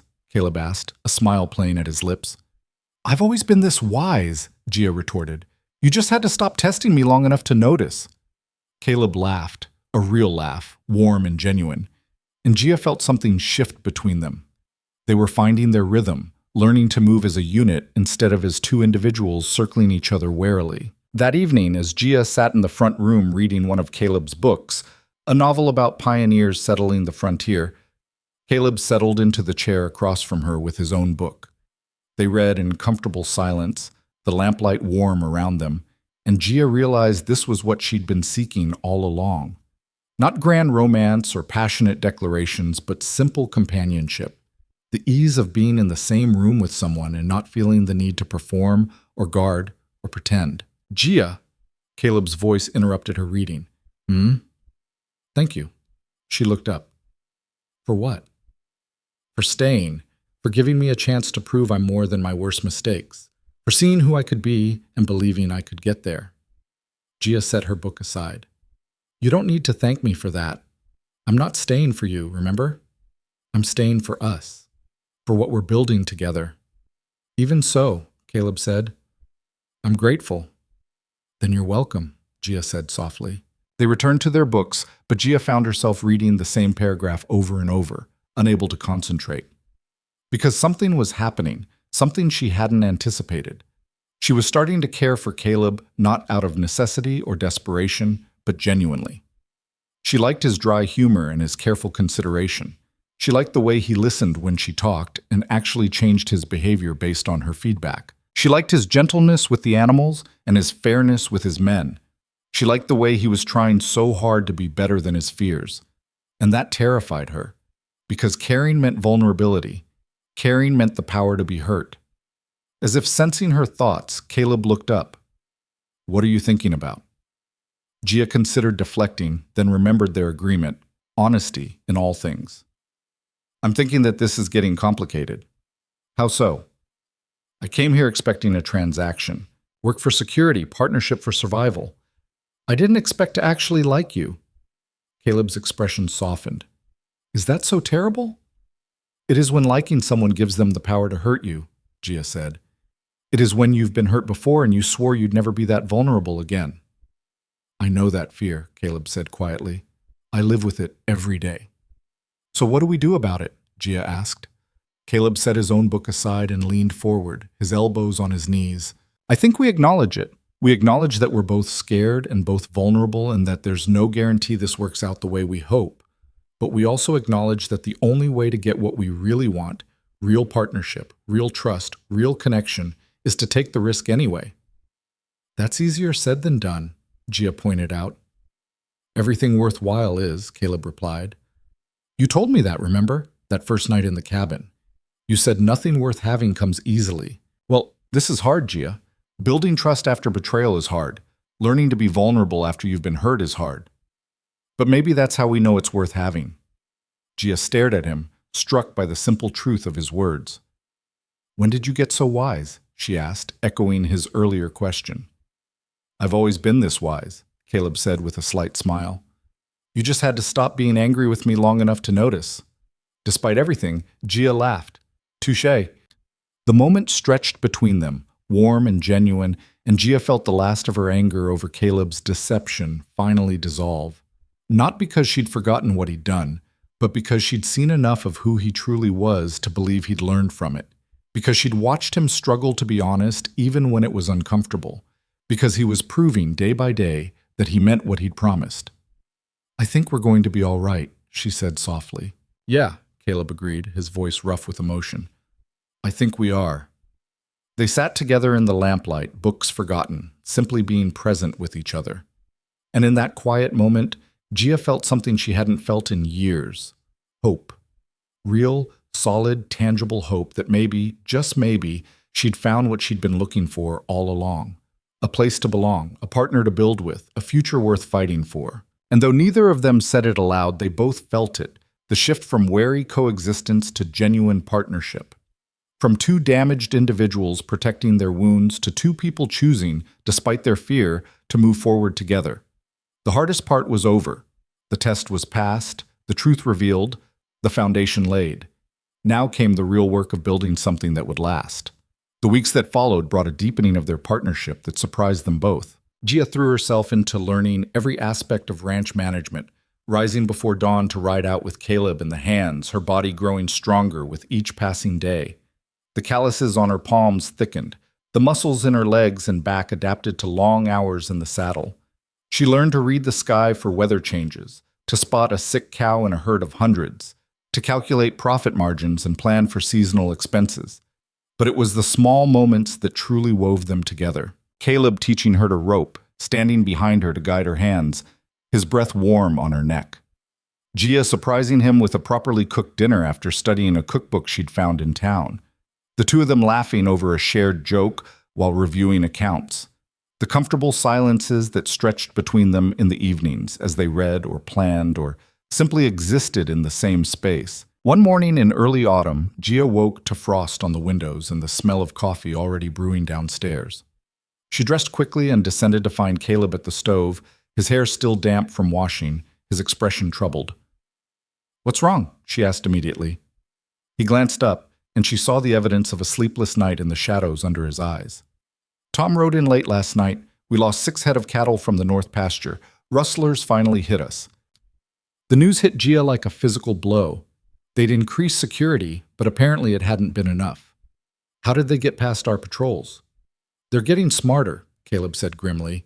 "Tom thinks they watched our patterns, figured out the gaps in our coverage, and struck during a shift change. By the time we discovered it, they were long gone." Gia moved to the table and sat down, her mind already working through the problem. 6 head. That's a significant loss financially, but it's not devastating. What worries me more is that they'll be back. If they succeeded once, they'll try again. "That's what I'm afraid of," Caleb admitted. He brought her coffee and sat across from her. "I was up half the night trying to figure out our next move. We could hire more hands, increase patrols, but that eats into our profits. We could move the herd closer to the house, but that puts strain on the grazing land. Or we could—" "Wait," Gia interrupted. "What if we're thinking about this wrong? What if instead of trying to guard everything all the time, we set a trap?" Caleb's eyes sharpened with interest. "What kind of trap?" "We let them think they've found another gap in our defenses. We move a small group of cattle to an isolated area, make it look vulnerable. But we have men hidden nearby, waiting. When the rustlers come back, and they will come back, we catch them in the act." "That's risky," Caleb said slowly. "If something goes wrong, we could lose more cattle, or someone could get hurt." "It's risky," Gia agreed. "But what's the alternative? Living in constant fear, hemorrhaging cattle whenever they decide to strike? At some point, we have to take a stand, Caleb. We have to show them that this ranch isn't an easy target." Caleb studied her face, and Gia could see him wrestling with the decision. This was exactly the kind of moment their agreement was designed for, a major choice that affected both of them, requiring shared decision-making. Finally, he nodded. "All right, but we do this smart. We plan every detail. And if it looks like anyone's going to get hurt, we call it off. Agreed?" "Agreed," Gia said. They spent the rest of the day planning with Tom and the other hands, mapping out the trap with military precision. They chose a location, the small box canyon with only one entrance, perfect for corralling both cattle and thieves. They selected their best men to hide in the rocks overlooking the canyon. They worked out signals and backup plans and contingencies. 3 nights later, they put their plan into action. Gia wanted to be part of the trap, to hide in the rocks with the men, but Caleb had put his foot down with unexpected firmness. "No," he'd said. "This is where I draw the line, Gia. If shooting starts, I need to know you're safe. I can't focus on what needs to be done if I'm worried about you getting hurt." Gia had argued, but ultimately she'd understood. There were some risks that partnership required sharing, and others that love, and she was starting to recognize that what she felt for Caleb was evolving into exactly that, required protecting each other from. So she waited in the house while Caleb and 4 of his best men positioned themselves in the darkness around the box canyon. She paced the front room, unable to read or settle, her mind conjuring every possible disaster. What if the rustlers didn't come? What if they came in greater numbers than expected? What if someone was shot? What if Caleb was hurt? The hours crawled past. Midnight came and went. 1 o'clock, 2 o'clock. At 2:30, she heard hoofbeats approaching fast. She rushed to the door and threw it open to see Caleb dismounting from Duke, his face grim but uninjured. Relief flooded through her so powerfully that her knees went weak. "We got him," he said without preamble. 4 men. We have them tied up in the barn. Tom's riding to Carson Flats now to get the sheriff." "Anyone hurt?" Gia asked. "No, they didn't even try to fight once they realized they were surrounded, just surrendered."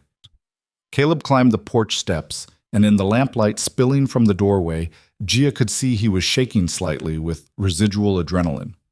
"It worked, Gia. Your plan worked perfectly." "Our plan," Gia corrected, reaching for his hand. "We made it together." Caleb's fingers closed around hers, and he pulled her close, wrapping his arms around her in a fierce embrace. "I was terrified," he admitted against her hair. "The whole time I was terrified something would go wrong. That I'd put my men at risk for nothing. That I'd come back here and have to tell you we'd failed. Gia held him tightly, feeling the rapid beat of his heart against her chest. But you didn't fail. You succeeded. We succeeded. He pulled back just enough to look at her face, and the expression in his eyes made her breath catch. When did this become so important to me? He asked softly.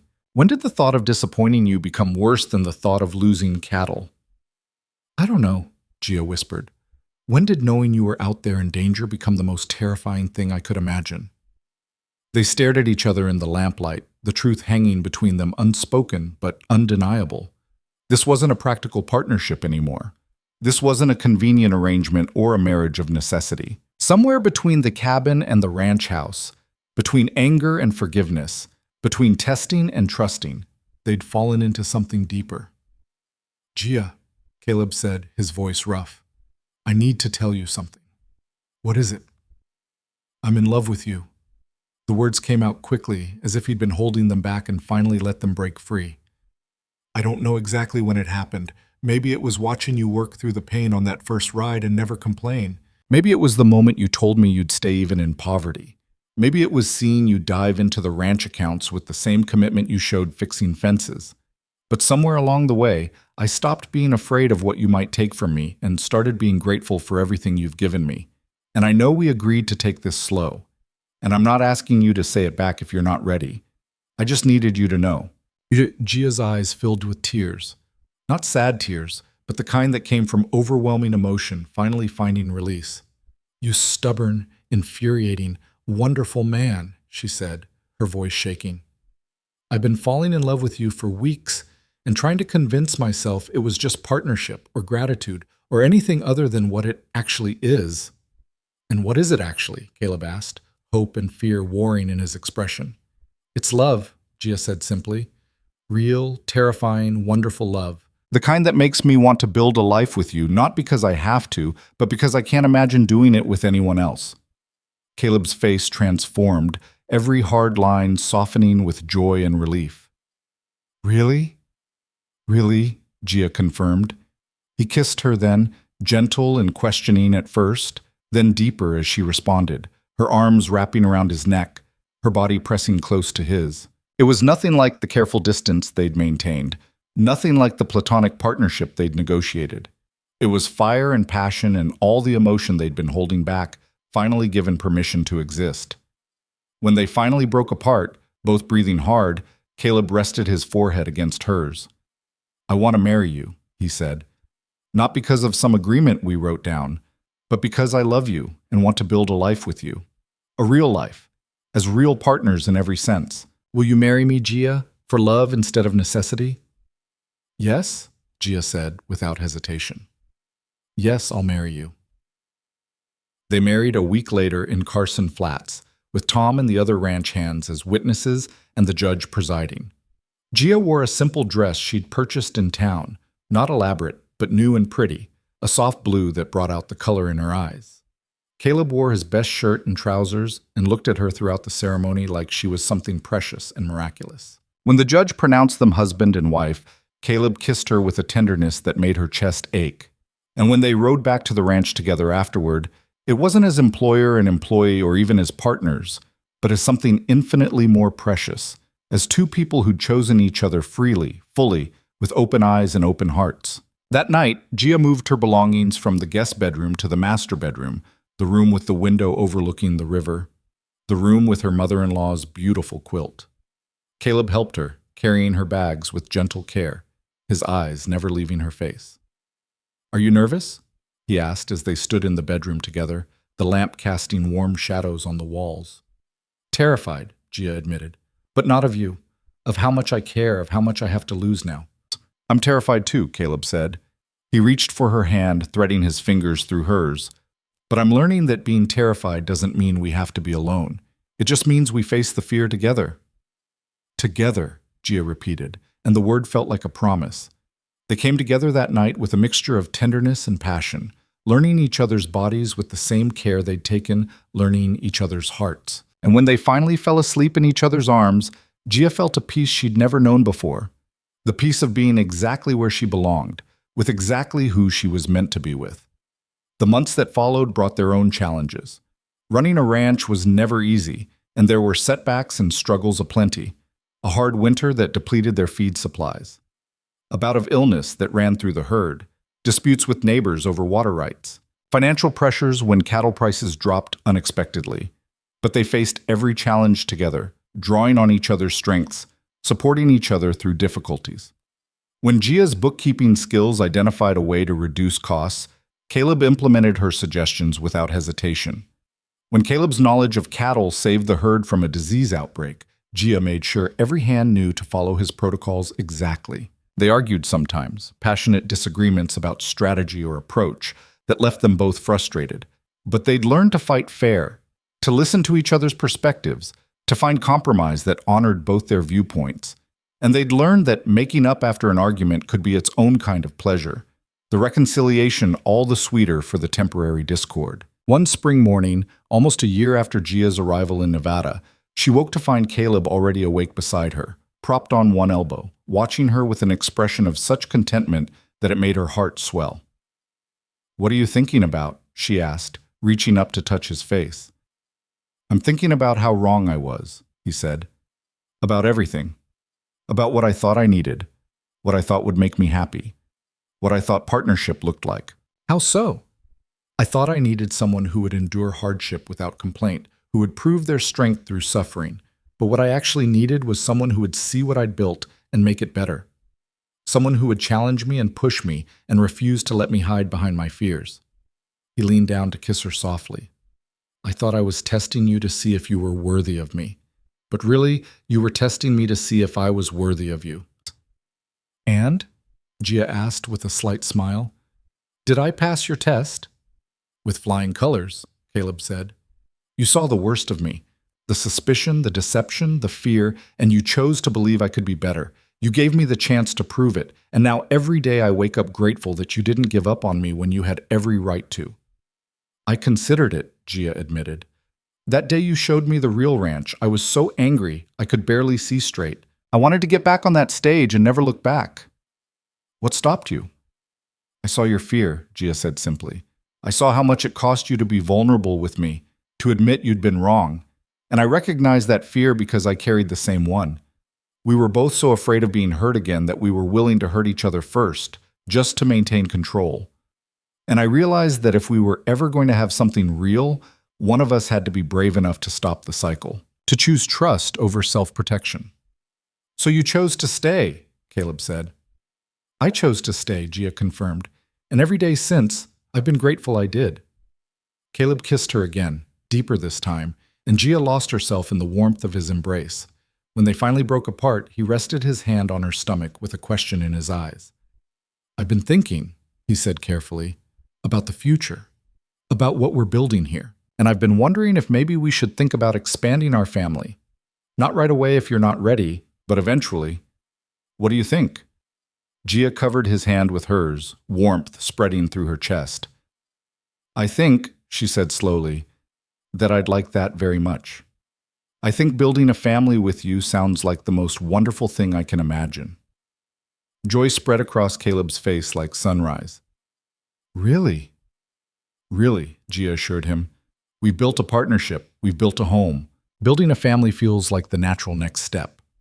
They spent the morning in bed, talking and planning and dreaming about the future they would create together. And when they finally rose and went about their day, working side by side as they always did, there was a new lightness between them, the lightness that came from knowing they were building something that would last beyond themselves. That afternoon, as Gia reviewed the accounts and Caleb checked on a pregnant cow in the barn, Tom approached the house with a visitor. Gia looked up from her ledgers to see a woman climbing down from a wagon, young, tired-looking, with two small children clinging to her skirts. Gia stepped out onto the porch, curiosity mixing with wariness. "Can I help you?" The woman looked up, and Gia saw desperation in her eyes. "I'm looking for Caleb Mercer. I was told he might have work." "What kind of work?" Gia asked. "Anything," the woman said. "Cooking, cleaning, laundry. I can work hard, and my children won't be any trouble. We just need—" Her voice broke. "We just need a chance." Understanding dawned. This woman was like Gia had been a year ago, desperate, displaced, with nowhere else to turn.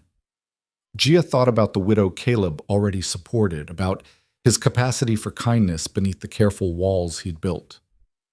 "Wait here," Gia said. She went to find Caleb in the barn, and when she explained the situation, his response was immediate. "We can use help in the house," he said. "You've been doing too much, managing both the accounts and all the domestic work. And there's the old foreman's cabin near the north pasture. It's small but sturdy. She and her children could live there."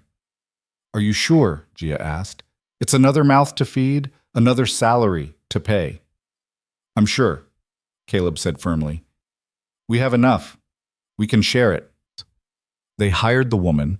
Her name was Mary, and her children were 5 and 7, wide-eyed and quiet from too much hardship, too young. They settled her in the cabin, stocked it with supplies, and gave her work that would keep her and her children fed and housed. That night, as Gia and Caleb prepared for bed, she looked at her husband with renewed admiration. "You have a good heart," she said, "even when you try to hide it behind practicality and caution." "I learned from the best," Caleb replied, pulling her close. "You taught me that strength isn't about enduring hardship alone.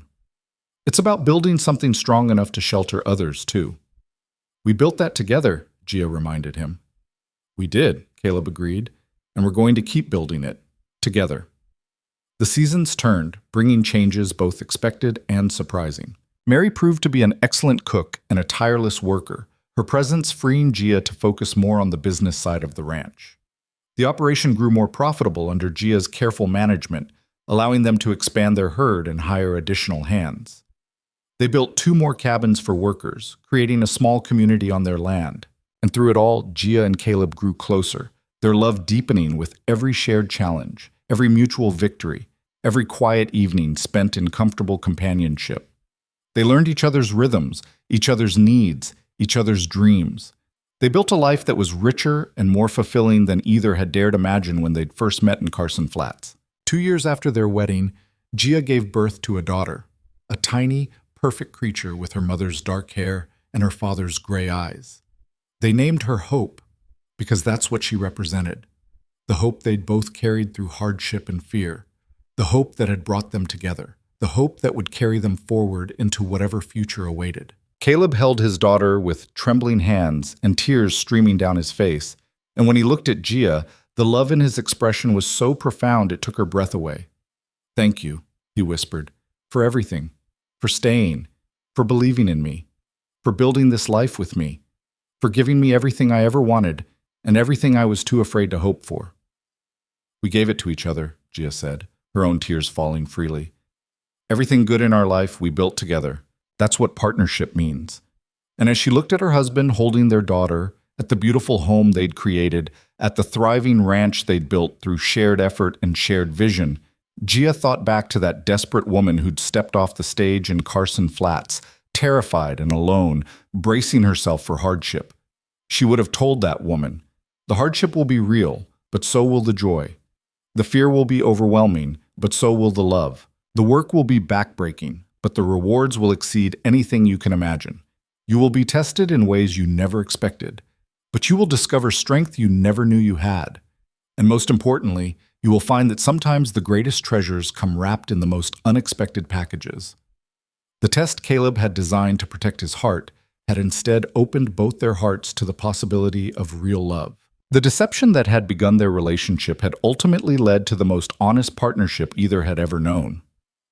The poverty that had seemed like cruelty had taught them both what they truly valued, and the life they'd built together, forged through struggle and strengthened through trust, proved that sometimes the hardest beginnings lead to the most beautiful endings. Years later, when Hope was old enough to ask how her parents had met, Gia and Caleb would tell her an edited version of the story about a mail-order bride who came to Nevada seeking a new life and a cautious rancher who learned to trust again.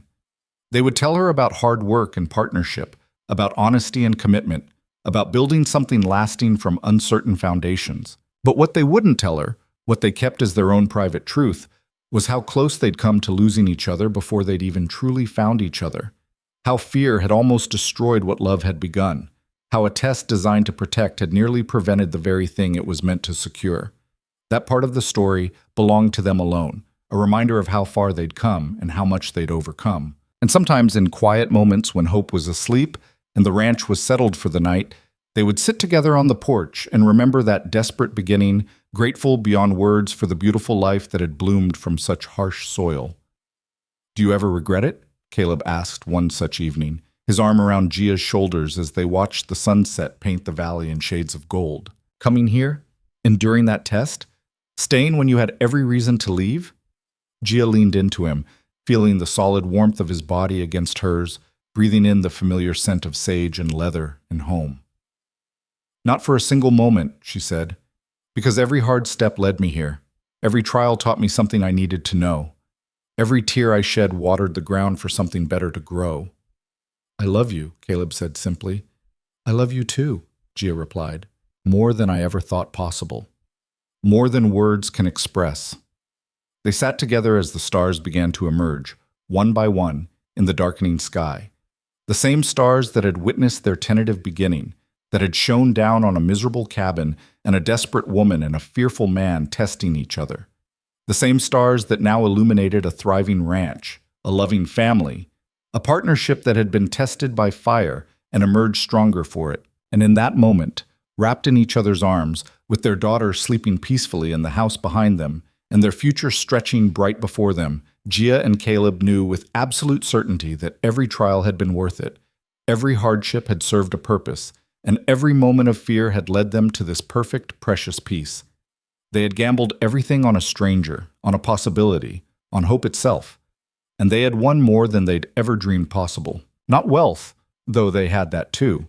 Not comfort, though they'd built a beautiful home, but something infinitely more valuable. A love that had been tested and proven true. A partnership forged in honesty and strengthened through trust, and the knowledge that together they could face anything the world might bring. The test was over. The truth was revealed. And the life they'd built together, their empire of trust, their kingdom of love, would endure for all the days to come.